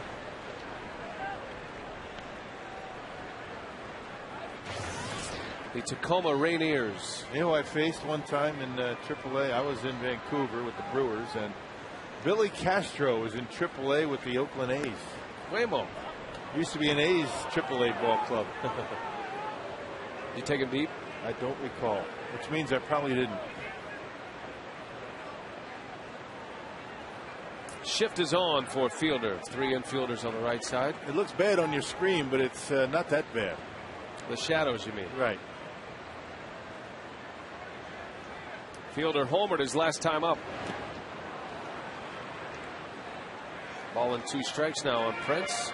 Kind of day, the time that it gets a little bit challenging, but early on when everything was easy to see, Big Prince unloading on a pitch down and in. He stays hot. Now Fielder with a double and a home run today. Now 15 home runs, 31 ribbies. And down he goes. Sweeney a little changeup. Fielder has gone on strikes and 2 outs in this 5th inning. I tell you, Sweeney put up big strikeout numbers. You know, his numbers in AAA this year would lead you to believe he is a power pitcher. He's certainly not. A fastball that hovers around 90. He has a terrific changeup.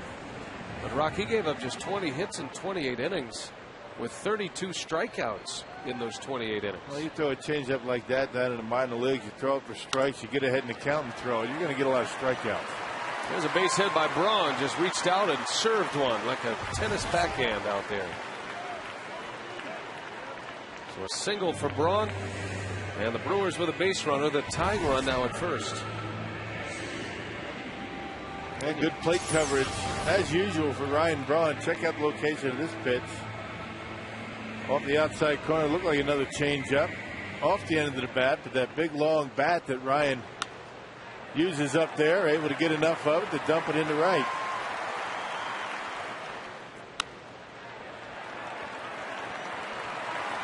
Not going to go too many games in a row without a base hit. Ryan Braun. McGee on the first pitch out to center field, and that's the inning. So Sweeney comes on in a scoreless 5th. We head to the 6th.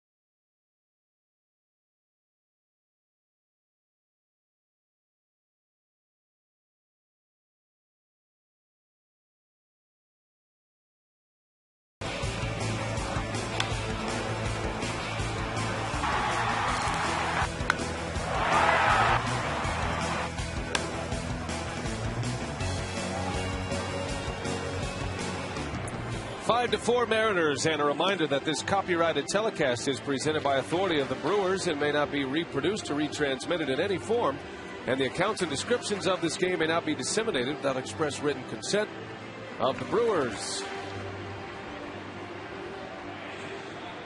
Great crowd today here at Miller Park, a sellout crowd. As a matter of fact, on a beautiful Saturday for baseball, those threatening clouds that were hanging around when we started the day have moved on, and it's nothing but beautiful blue up above now. As David Riskey will take over for Randy Wolf.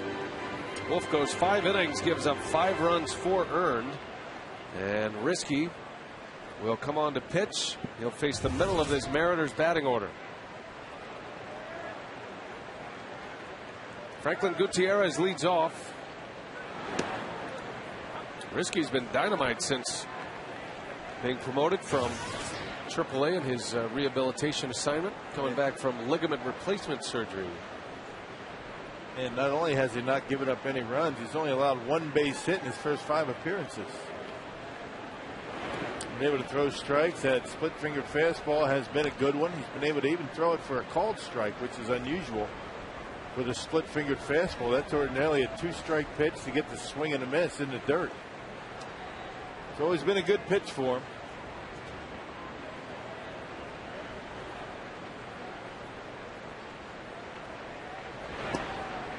And that's what you're talking about, that splitter for a strike. Not many can do that. Riskey relies on the fastball and the split finger. It's more like a forkball, really. It's kind of the throwback forkball. Just not thrown as hard as the normal splitter. Gets the same rotation on it, but able to throw it for a called strike. That's a foul ball. McGee made a nice play, but that one on the wrong side of the bag. Yeah, Brewers have been very careful with Riskey, not trying to pitch him too much. He hasn't pitched in 8 days, all the way back at Colorado on June 18th, so he should be feeling pretty good.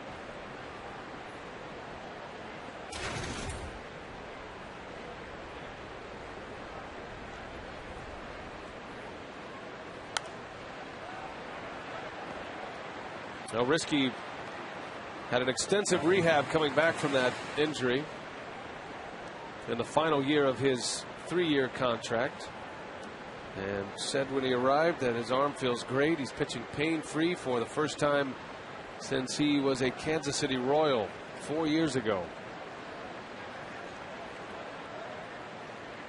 Ball and 2 strikes. He's short maybe 2 or 3 miles an hour on his fastball as to what it was when he was with the Royals. He used to get it in the low 90s. 90, 91. Right now it's about 87, 88. But he feels as though he has a little bit more in the tank. It's just going to take some time.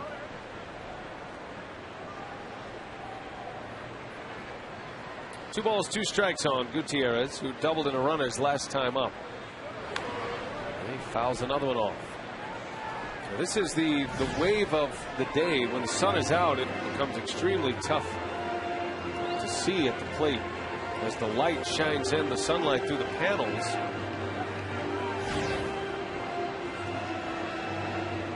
It's the one version of the streak. You can see the silhouette of the roof that cascades around the field.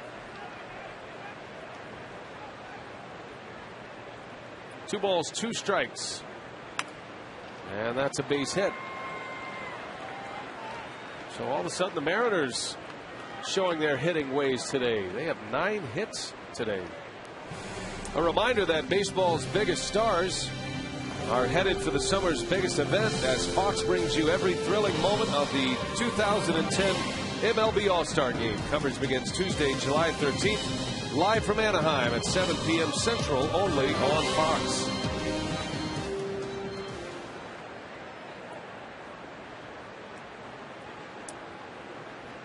Jose Lopez for the Mariners takes a strike. So how many All-Stars will make it to Anaheim? Ryan Braun still leads National League outfielders in votes. Brewers are hoping to place 3 there. Giovanni Gallardo certainly pitching like an All-Star. He could make a case for Casey McGee, and certainly Corey Hart, who is leading the National League in home runs.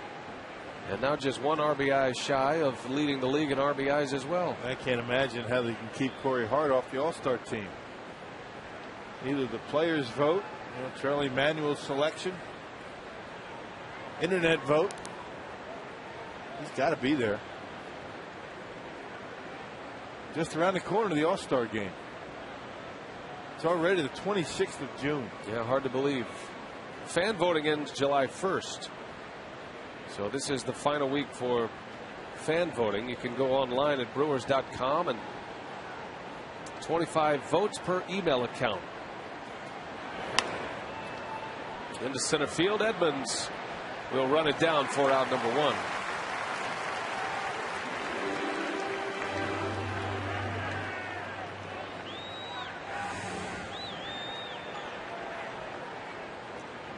I know the players today, the Brewers players and coaches, and even Ken Maka, all were issued their all-star ballots. Fans vote for the starters. Players, coaches, and managers around baseball get a vote as well for position players and pitchers. As the runner takes off, Qatar's throw is a little bit late. Gutierrez got a good jump. Yeah, you can't lay that one on George that time. I mean, that was a perfect throw. Got rid of it quickly, and just too good of a jump. There's the player ballot, by the way. Well, not much George could do about that. Got rid of it quickly, right on the money, but Gutierrez beat it at second base. Gutierrez with his 9th stolen base has not been caught this year. Yeah, I'm not by. Mariners have 6 steals in this series already.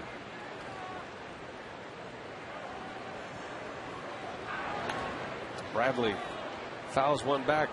Yeah, Milton Bradley not messing around today. He was taking a lot of pitches in yesterday's ball game, but a first pitch home run is last time up.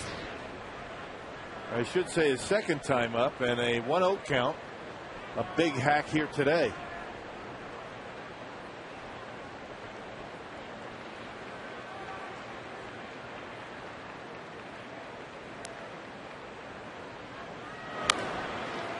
Off the end of the bat, slicing away from Braun, dealing with the sun. He's got it for the second out. Well, Drew, the all-star ballots went around today. The Brewers have a chance to vote for their all-stars as well in that clubhouse. That's right, B.A. You look at that pitcher's ballot, they're supposed to vote for 5 starters and 3 relievers, and then when it comes to the position players, the players vote for first and second place at each of the positions, except for the outfield. You vote for 3 first place and 3 second. The instructions are kind of complicated, but I think they can handle it. They'll figure it out. They got a write-in vote down there at the bottom too. The other.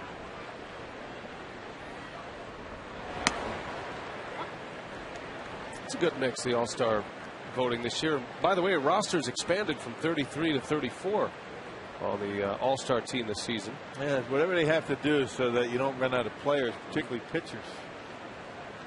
Also have the re-entry rule this year. You can designate 1 player. I am a huge fan of having the fans elect the starting players on the All-Star game, and they really do a nice job. I mean, when you look at it, I mean, there may be 1 or 2 spots, every year, National and American, that, you kind of scratch your head, but fans do a great job selecting that team and the guys that deserve it.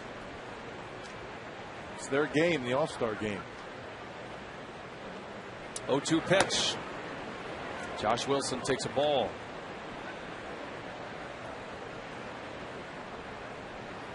After the fans do their voting, after the players, coaches, and managers do their voting on that ballot you saw, then the 2 managers of the All-Star game, Joe Girardi and Charlie Manuel, will fill out the rest of the rosters as Risky strikes out Josh Wilson. Scoreless inning for David Risky, 5-4 Mariners.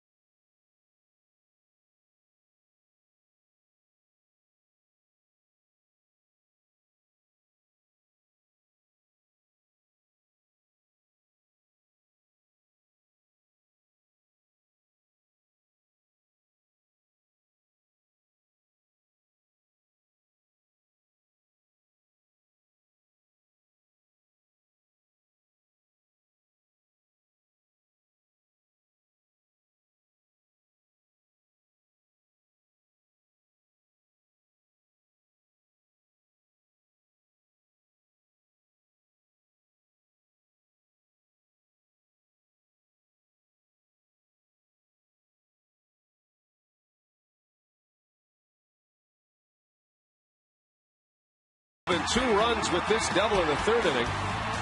Kind of a wild play where he ended up scoring, and then Prince Fielder, the next hitter, went deep.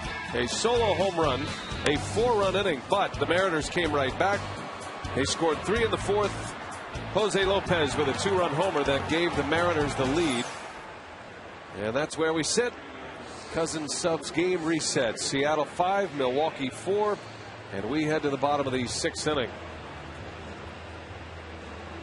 Randy Wolf is on the hook for the loss right now. He went 5, struggled today, gave up 5 runs, 4 earned.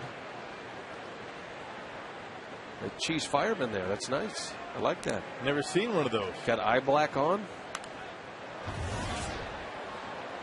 What if those are flammable? I don't think so. I think they just melt. They turn to milk. Some nachos. Yeah.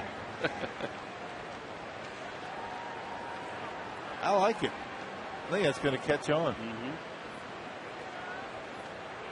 Jim Edmonds leads off against Brian Sweeney.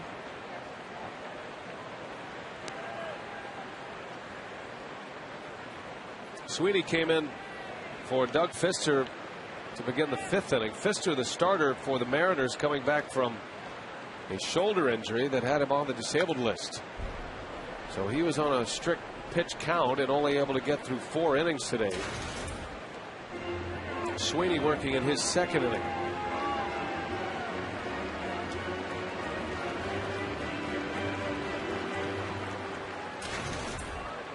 Edmonds, he is 0 for 2, couple of groundouts. Although the last one he hit sharply out to Figgins, who made a nice play.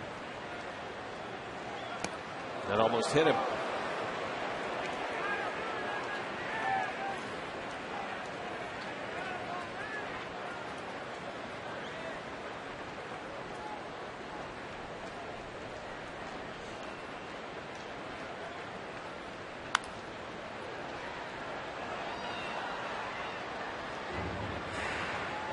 Edmonds getting the start for Carlos Gomez in center field today.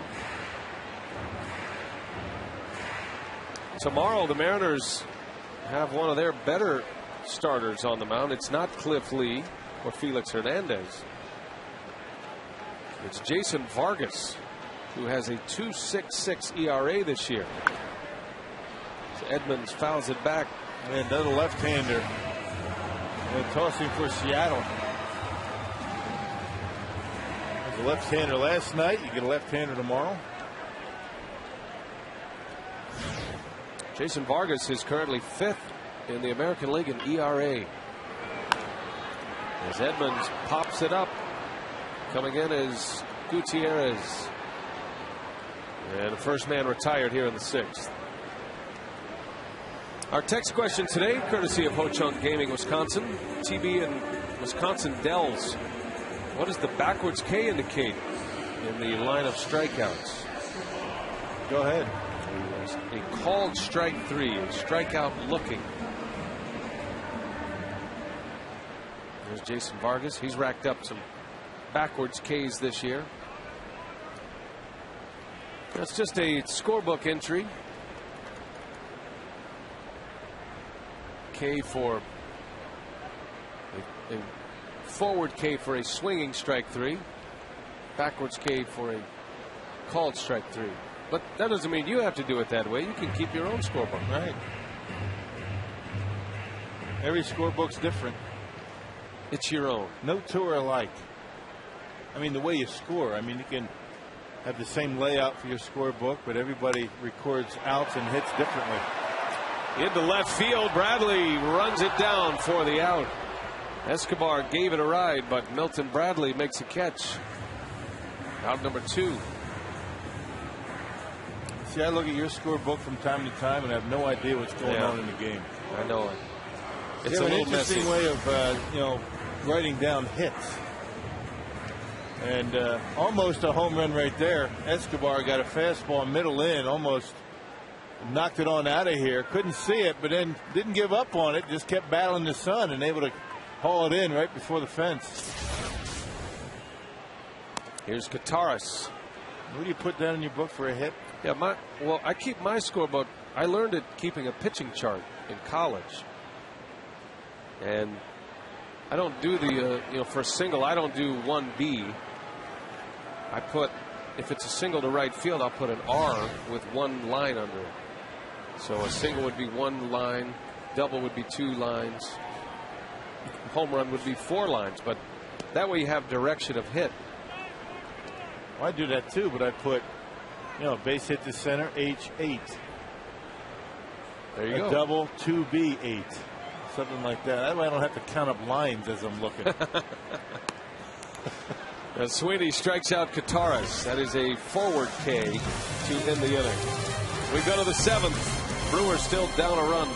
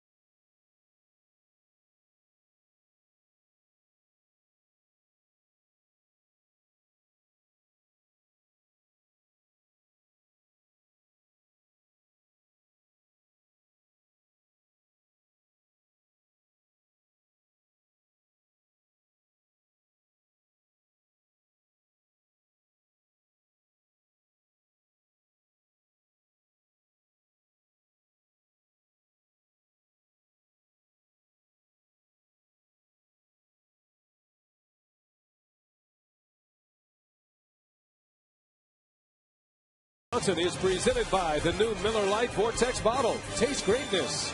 And by Toyota. Thank you for standing by us. For more information, visit buyatoyota.com.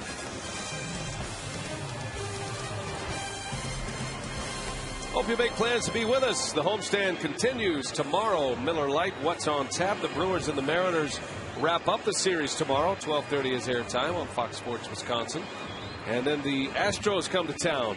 3-game series with Houston. 9-game homestand in all. The Brewers have won the first 4 on this homestand. And they have won 5 in a row. And I'm not sure what's going on the field here, but the home plate umpire, Jerry Meals, is out talking to Casey McGee. David Risky is on the mound, and Meals is calling for someone to close the door, I think. No, here comes Todd Coffey. So Risky is out. Here comes Coffey. All right, then. We'll take a break. We'll set up Coffey when we come back.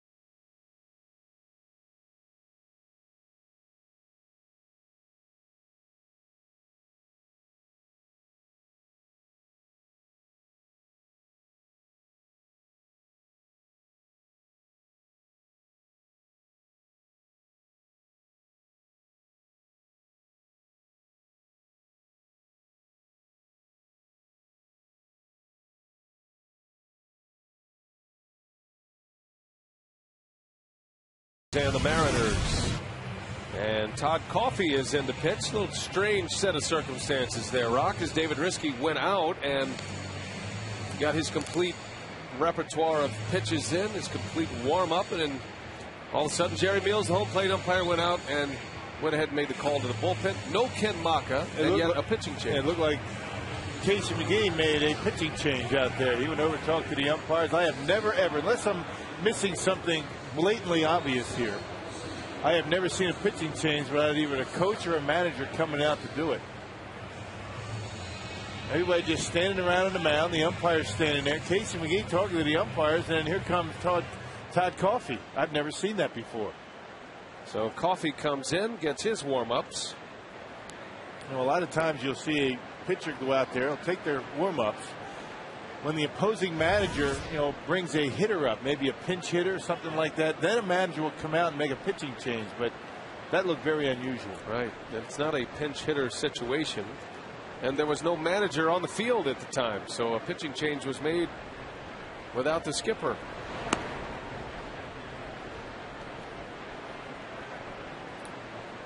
Well, we'll have to find out together on Brewers Live postgame. That'll be a good question for Ken Maka.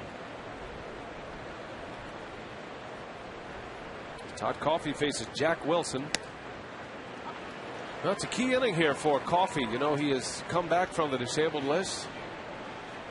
Had a rough outing his last time out and been nursing a sore thumb, which knocked him out for 3 weeks. Injured his right thumb while at the plate. I'd like to get Coffey back to form. And he's trying to hold the Mariners to 5 runs here and keep it at a 5-4 ball game. The Brewers will have Coffey's spot in the batting order leading off next inning. As Wilson sends one out to Jim Edmonds. One gone in the 7th. Hey fans, for just $18 you can see the Brew Crew and the Zoo. Get one Terrace Reserve ticket to your choice of select Brewers games and one 2010 adult admission ticket to the Milwaukee County Zoo, plus a free tote bag. To purchase tickets, call 414-902-4000 or visit brewers.com/zoo. One of the great zoos in the Midwest, the Milwaukee County Zoo.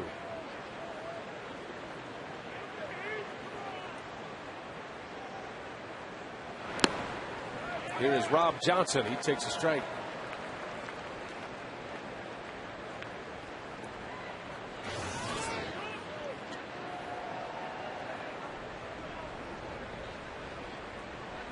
Johnson 0 for 2, although he drove in a run with a ground out in the 2nd inning. Let's kick it down to Drew Olson with more on the relief pitcher gate that's going on here. Well, guys, I haven't been able to ascertain the exact mechanics of that move, but it is pretty clear from my seat down here that the umpiring crew is not very happy with it. The umpires are under intense pressure to speed up play still from the commissioner's office, and the Brewers don't exactly play very fast games, so I don't think Jerry Meals was very happy. That's a good point. There's a broken bat bouncer. Fielder ranging over. Now Coffey's got to hurry, and that throw gets away. Coffey, a late break over to first, and Johnson is safe. That Prince Fielder covering a lot of ground on that broken bat. It wasn't hit very hard. And Todd Coffey, for whatever reason, didn't get off the mound. And no chance to go to there in time. I mean, Prince did what he could. He led Coffey as best he could, but Coffey, the baseball, and the base runner got there all at about the same time, making that play almost impossible. And they might give him a base hit on this. Yeah, it will go as a hit, an infield hit for Rob Johnson. But if Coffey catches that baseball and touches the bag, he's out. Or it would have been pretty close.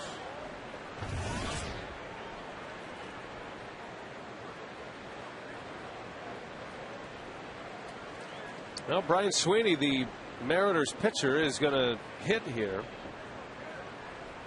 So he's pitching so well that he'll stay in and hit with a 5-4 lead. That's how desperate the Mariners are for some arms. Sweeney up there to bunt, drops down a good one. And Coffey's only play is first. Well, you got to give a guy credit. Gets down a bunt. First at bat in the big leagues in about 5 years. Yep, you got Ichiro Suzuki coming up.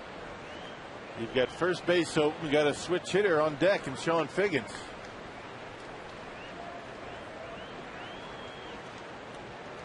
And it looks like Ken Maka wants Zach Braddock.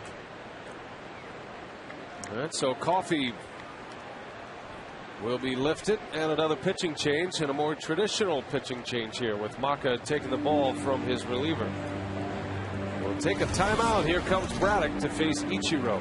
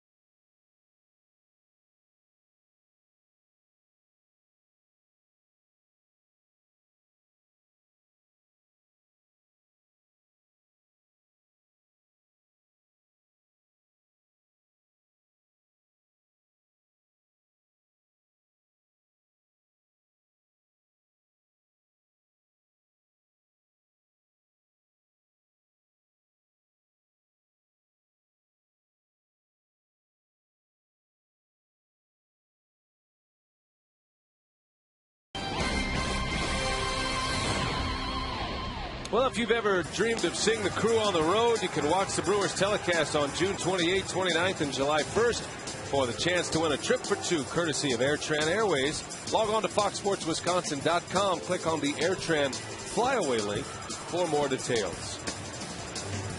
Miller Park, a grinder of a ball game here today. The Brewers trailing the Mariners 5-4. We are in the 7th inning.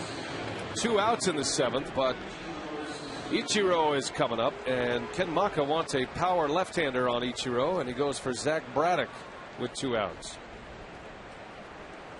Well, you want to go with the velocity right here as opposed to walking Ichiro to bring Sean Figgins up to bat as the left-handed hitter against Todd Coffey. He'd prefer this matchup. Now, that and the fact that if Ichiro gets the base hit, he's not a big power threat.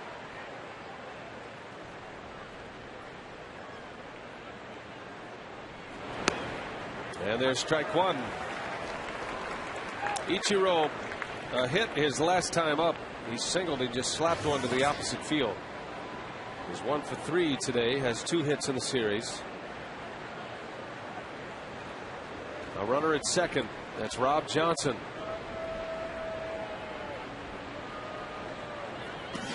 Another fastball strike. So Braddock with a 94-mile-an-hour heater gets ahead of him 0-2.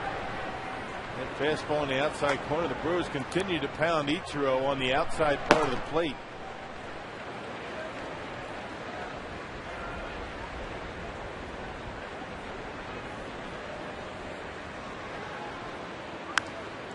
And a breaking ball fouled away.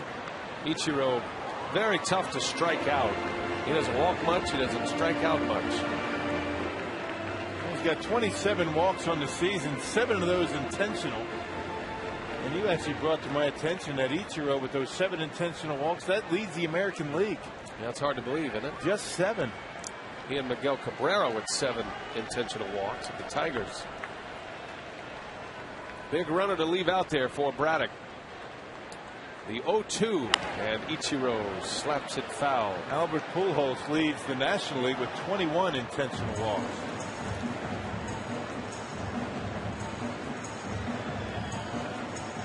I find it hard to believe that 7 intentional walks leads the American League. With all the mashers over in that league. Yep. Wow. And a singles hitter leads the league. Braddock's going right after him here, despite a base open at first. He has been their best hitter all year. He's been their best hitter for a decade. The 0-2 pitch and a strike called. Braddock rings him up. How about that? Not just a strikeout, but a backwards K to end the inning.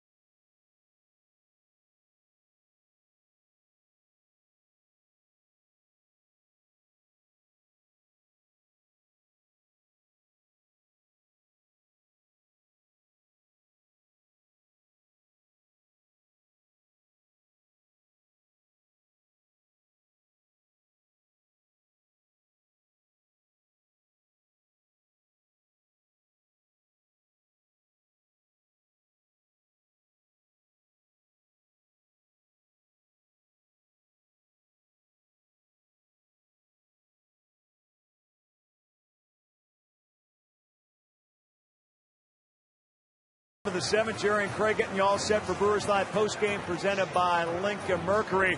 Still a lot of fight left in this team. Obviously, Jerry, only a one-run game right now. Part of the winning ways during this winning streak coming from behind like we saw yesterday. Well, that's exactly what this club does. And when you're on a winning streak, you need everybody to chip in. That's one good thing about this ball club. Each and every night, it's been someone different. So today we're going to have to look at for the same.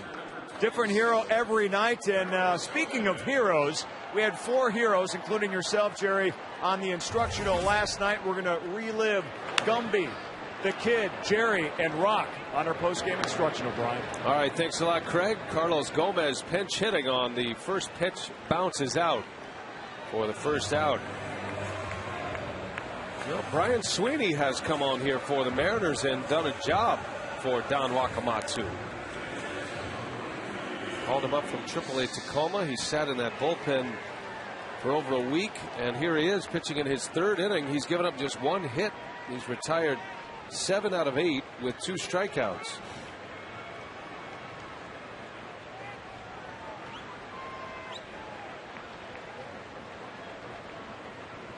Hey, keep the hot hand in there. I mean, the guy is getting it done. He's throwing strikes, keep the Brewers off balance. Why take him out? Well, you said it yourself. He hasn't pitched in 10 days, so you figure, you know, he's able to eat up some innings. He was a starter down in the minor leagues. And with the Mariners bullpen short-handed, why not leave him out there? In the big leagues with the Padres, 3 years in Japan.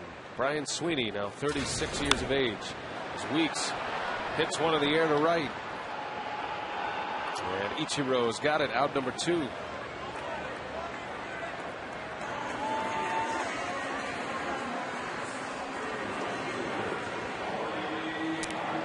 Two outs for Corey Hart. Brewers down a run here in the bottom of the 7th inning. A sellout crowd today of 41,655. 6th sellout of the year.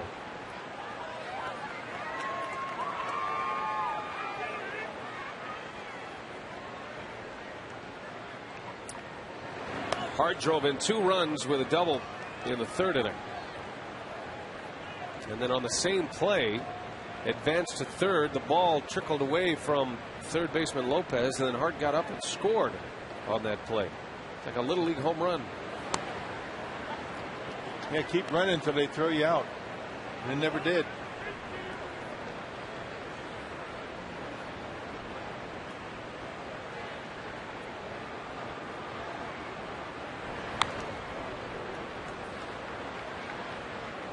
Ball and 2 strikes on Corey. The fielder would hit next if Hart can get it to him. Sweeney has 2 outs in the 7th inning.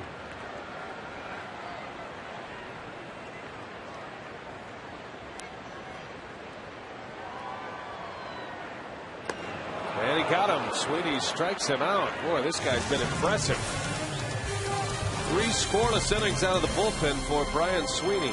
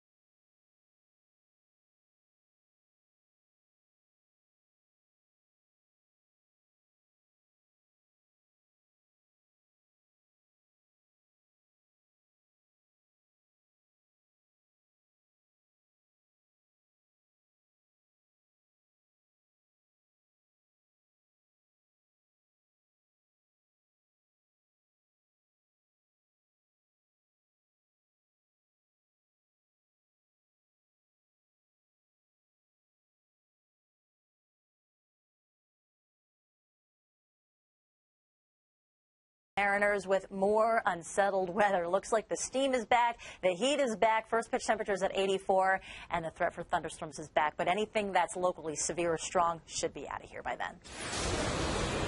Katie, thank you. It turned into a beautiful day today, although some threatening clouds up above when we started today's game, and they're expecting maybe some rain tonight. But right now it's beautiful out, blue skies, and we are in the 7th inning. Getting the 8th for Cameron Lowe as he takes over for Zach Braddock. Yeah, back-to-back days for Cameron Lowe. He pitched a scoreless inning in yesterday's ball game, a scoreless 8th. Overall, it's been terrific. That sinking fastball has been very good, keeping the baseball down. There's not a lot of home run in 11 appearances. So Lowe in the top of the 8th will face Figgins, Gutierrez, and Lopez. 5-4 Seattle. They took the lead with a 3-run 4th inning, and it was a 2-run homer by Jose Lopez that put him on top.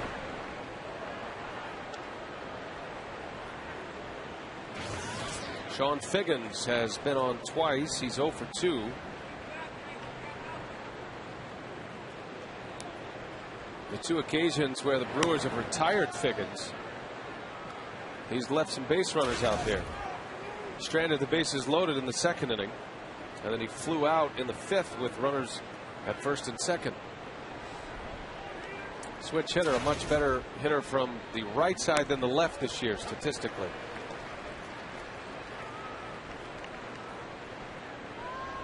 Brian Sweeney has been the best in the business so far today on the mound. Man, no activity in that Mariners bullpen, so it looks like he's going to go out for another. Escobar takes care of Figgins for out number 1. What a good story about Cameron Lowe today. I was talking to Joe Braun, Ryan's father, who's here visiting his son, and he was telling me about Cameron. Now, Cameron Lowe and Ryan Braun went to the same high school, Granada Hills. But Cameron Lowe was a senior when Braun was a freshman. And Joe was telling the story that one of the other seniors, he was late for a practice. So they brought Ryan up to the varsity on that particular night. And Cameron Lowe was garnering a lot of attention, rightly so. The guy was 6'7" in high school, and he would go on to be a high-round draft pick. But Lowe pitched that night, And Ryan, as a freshman in high school, had 3 hits, including a home run. And all these scouts made a note. Here's a freshman that we need to maybe pay attention to down the road. And sure enough, Ryan had just an incredible career in Granada Hills. Ended up going to Miami on an academic scholarship. So Joe Braun says maybe Ryan never gets discovered without Cameron Lowe. Yeah, right. Nice try, Joe. And he might have got an early look anyway. That's a good story. Is that what you were doing over there with Joe Braun? A little R&D. Doing BP. I thought you were trying to work him for a free dinner at one of Ryan's new restaurants. As a matter of fact, we're heading over there tonight. Yeah, Ryan opened up his new restaurant in Lake Geneva. And he's got one here in Milwaukee, too. Yep, has one. A restaurateur he is. Said the food is great. The crowds were overwhelming, and he's certainly happy about that. It's not an easy business, that restaurant business. Got to be there, and from what I gather, Ryan shows up, from time to time to the restaurant here in Milwaukee. It's going to be tough for him to get down to Lake Geneva on a regular basis, but tell me how it is, will you? I will. We'll let you know. I'll see if I can work something out for you. A breaking ball strike. Cameron Lowe strikes out Gutierrez for the second out of the inning. And not only has that fastball been good and down in the zone, check out that yellow hammer right there. Hung up in the zone, but it was a backdoor breaking ball. It fools Gutierrez and catches the inside corner. And Lowe's been impressive. Speaking of pitchers who have spent time in Japan. Got Brian Sweeney, who was over there for 3 years. Lowe was there last year, but he was in the minor league system in Japan, which is in the same big league city. Well, he's come back to the States, and he's found a new gear, a new way to pitch, pitching to contact, and that theory, he's picking up more strikeouts than he ever has. Get ahead in the count, and then you get hitters to swing at a pitch out of the zone. Pitches they're not going to swing at when they have the count in their favor. Well, you have a sinking fastball like that. You have the movement that Cameron Lowe has on the fastball. Why wouldn't you just, start it on the, inner half and let it sink down and out of the strike zone? Guys are going to swing at that pitch. There's a breaking ball, gloved by McGee. What a play! He finishes it off. Outstanding play by Casey McGee. And the first 3 up, 3 down inning of the day for Brewer pitching. And now the big boys are coming up. Fielder leads off, then Braun, then McGee. The Brewers down.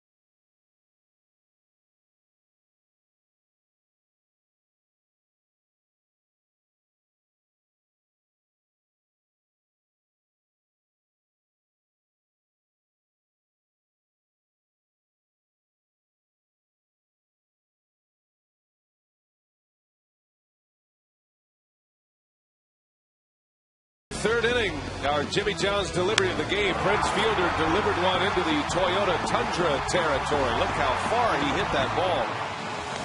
It was a solo homer for Prince. And now Fielder back up against Brian Sweeney, who has dropped that changeup in there with effectiveness so far in 3 scoreless innings.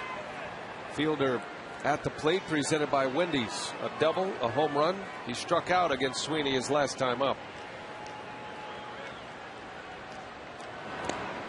Fielder, Braun, and McGee due up in this 8th inning. Brewers are down a run.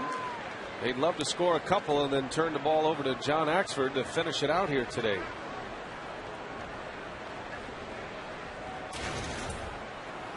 Cameron Lowe gives Milwaukee a 3-up, 3-down 8th.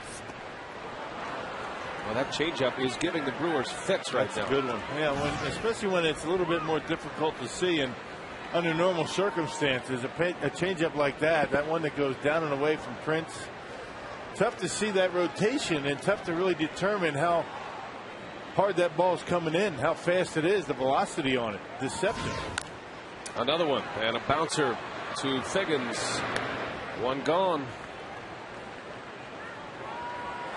Prince sees a lot of changeups. Every pitcher that he faces will figure out a way to throw a changeup to Prince fielders. If they have one or they have the opportunity to throw one, they're going to give it to Prince.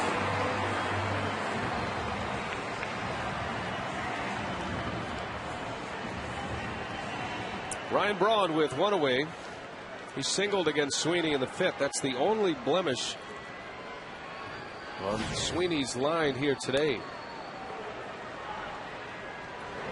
He's retired 10 of 11. And that hit by Braun came with 2 outs. Sweeney retired McGee on the very next pitch to get through the inning.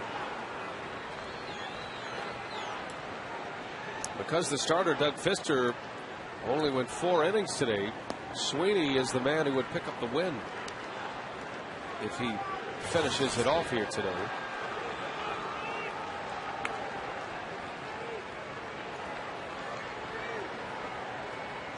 Brian Sweeney has not won a game in the major leagues since 2006. As Braun shoots one foul.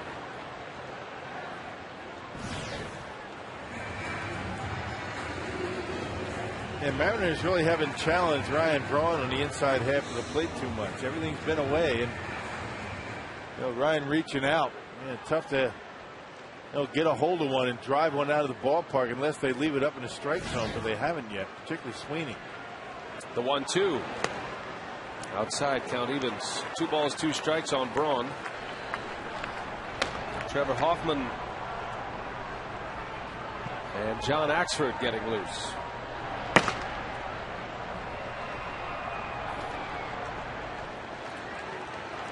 Hoffman will probably have the next inning unless the Brewers take the lead. Sweeney strikes out Braun. Another changeup. 4th strikeout for Brian Sweeney. Well, that changeup looks a lot like a split-fingered fastball, but it's not. He's got good arm action on it. Looks like a fastball out of his hand, and then just falls off the table as it gets to the hitting zone. Wow, good pitch. How did they leave this guy in the bullpen for 10 days? 36-year-old from Yonkers, New York. Came up in the Mariners system. Was a starting pitcher in their minor league system. He ended up finally making it to the big leagues with the San Diego Padres. That was in 03, but only briefly. Pitched just 5 games for the Padres in 03. Had a handful of starts in 04. As McGee off the end of the bat. Ichiro is there. And the side retired, and Brian Sweeney is the story today. 4 shutout innings for the Mariners.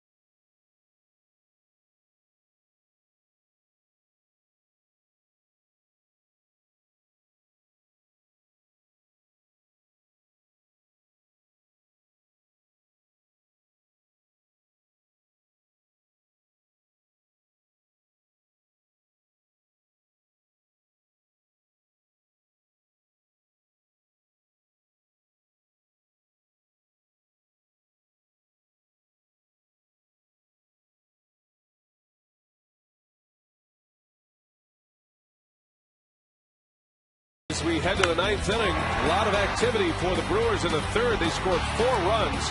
Hart drove in 2 with a double. And as the play was extended, a throwing error by the pitcher, Hart never stopped. He came in to score the run. And the Brewers took the lead at that point. The next batter was Prince Fielder. He hit one out to right center. But the Mariners came right back in the next half inning. They scored 3 runs. Gutierrez a double and an RBI. Jose Lopez a 2-run homer to put the Mariners back on top. And that's where we sit. It is 5-4 Seattle as we head to the ninth inning now. And another pitching change for Ken Maka, as Trevor Hoffman will work the ninth with his club down a run. And Trevor continues to throw the ball pretty well. He's trying to get that ERA lower and lower every time he goes out there at 8.61. It's been a while since Trevor's given up anything. Tossed a perfect ninth inning last night and has been unscored upon in 9 of his last 10 appearances. So Hoffman will face Milton Bradley to start this ninth inning. Bradley trying to bunt his way aboard. Bradley has homered in this game. He hit one in the third. Scored the first 2 runs of the game for the Mariners, and that home run was his 7th of the year. His home run came as a right-handed hitter against Randy Wolf. The difference in the game has been that unearned run in the second inning. A leadoff error allowing Bradley to reach, and he would come around to score.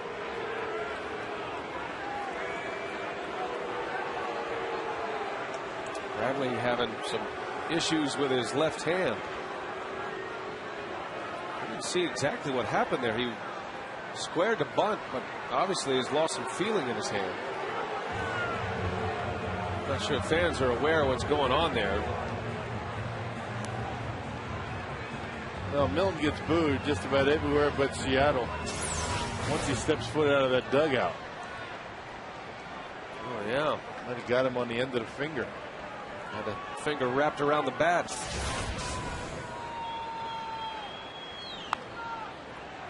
And he popped him up.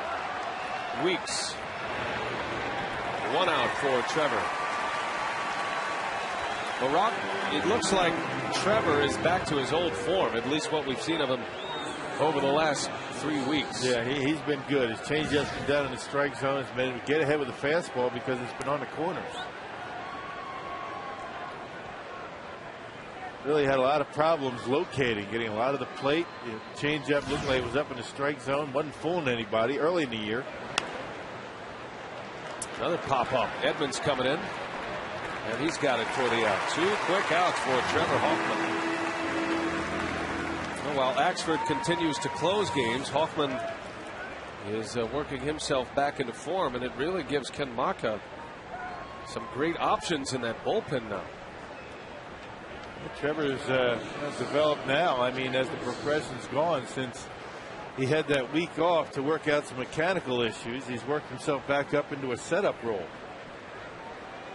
Setup coming in, down by 1, maybe tie game late in the game, and wasn't the case 3 or 4 weeks ago. Well, that pitch right there has been the difference maker for Hoffman. Able to throw his fastball for strikes. 6 consecutive scoreless outings, Trevor, covering 6 innings.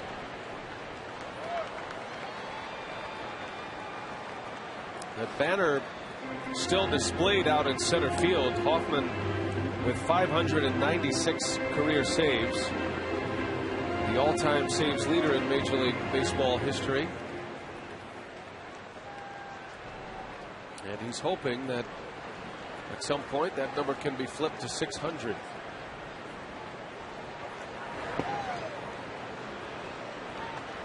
The Mariners, remember, do not have their closer with them this weekend, Brad Aardsma. Brandon League will assume the closer's duties. He has 1 save this year. Has 3 career saves. The other 2 came with the Blue Jays. So a little bit of unfamiliar territory for Brandon League. As Wilson sends one deep to left field. Braun, he's got it. 3 up, 3 down inning. So Hoffman a scoreless ninth. The stage is set. The Brewers are down a run. Last call for Milwaukee.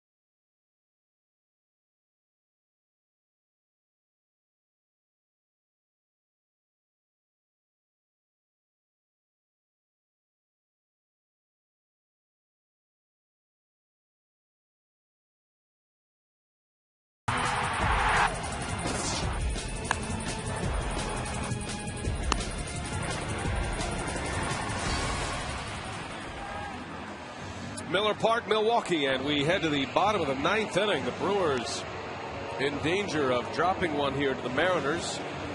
And the hard-throwing Brandon League is on to pitch. He's on to close it out here.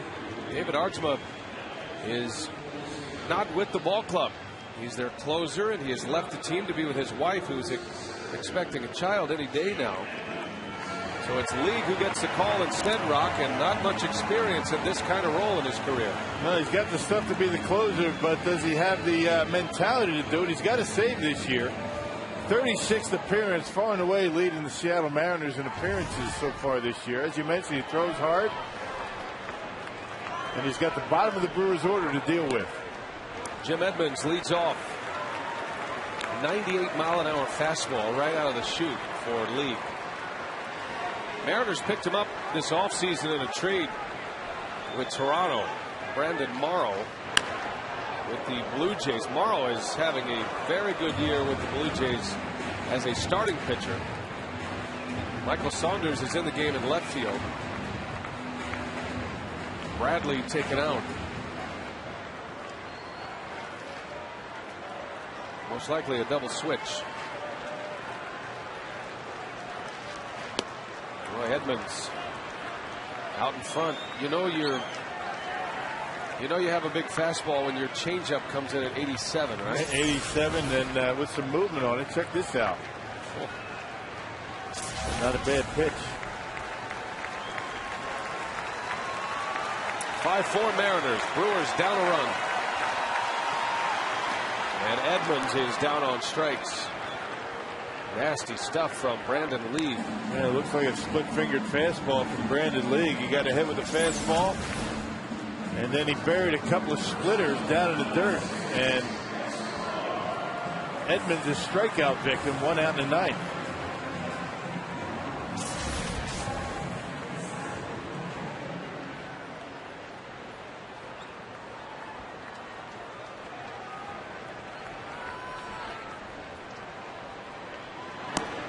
Another strike.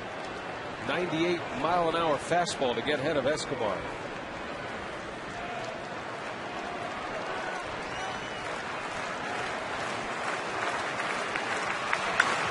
Escobar into center field. Gutierrez runs it down. Got a good jump, did Gutierrez, and he flags one down for the second out of the inning. See, he's put a nice swing on that pitch. Got it up in the strike zone and flattened out a bit. Able to line it hard into center field, unfortunately right at Gutierrez.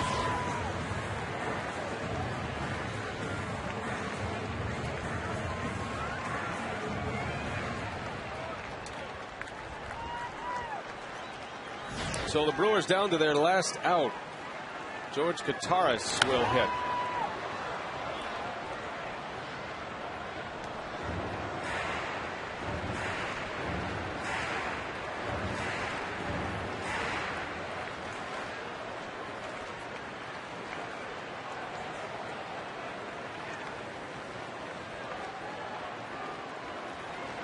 Now, one note about the Mariners in this troubling season for Seattle fans.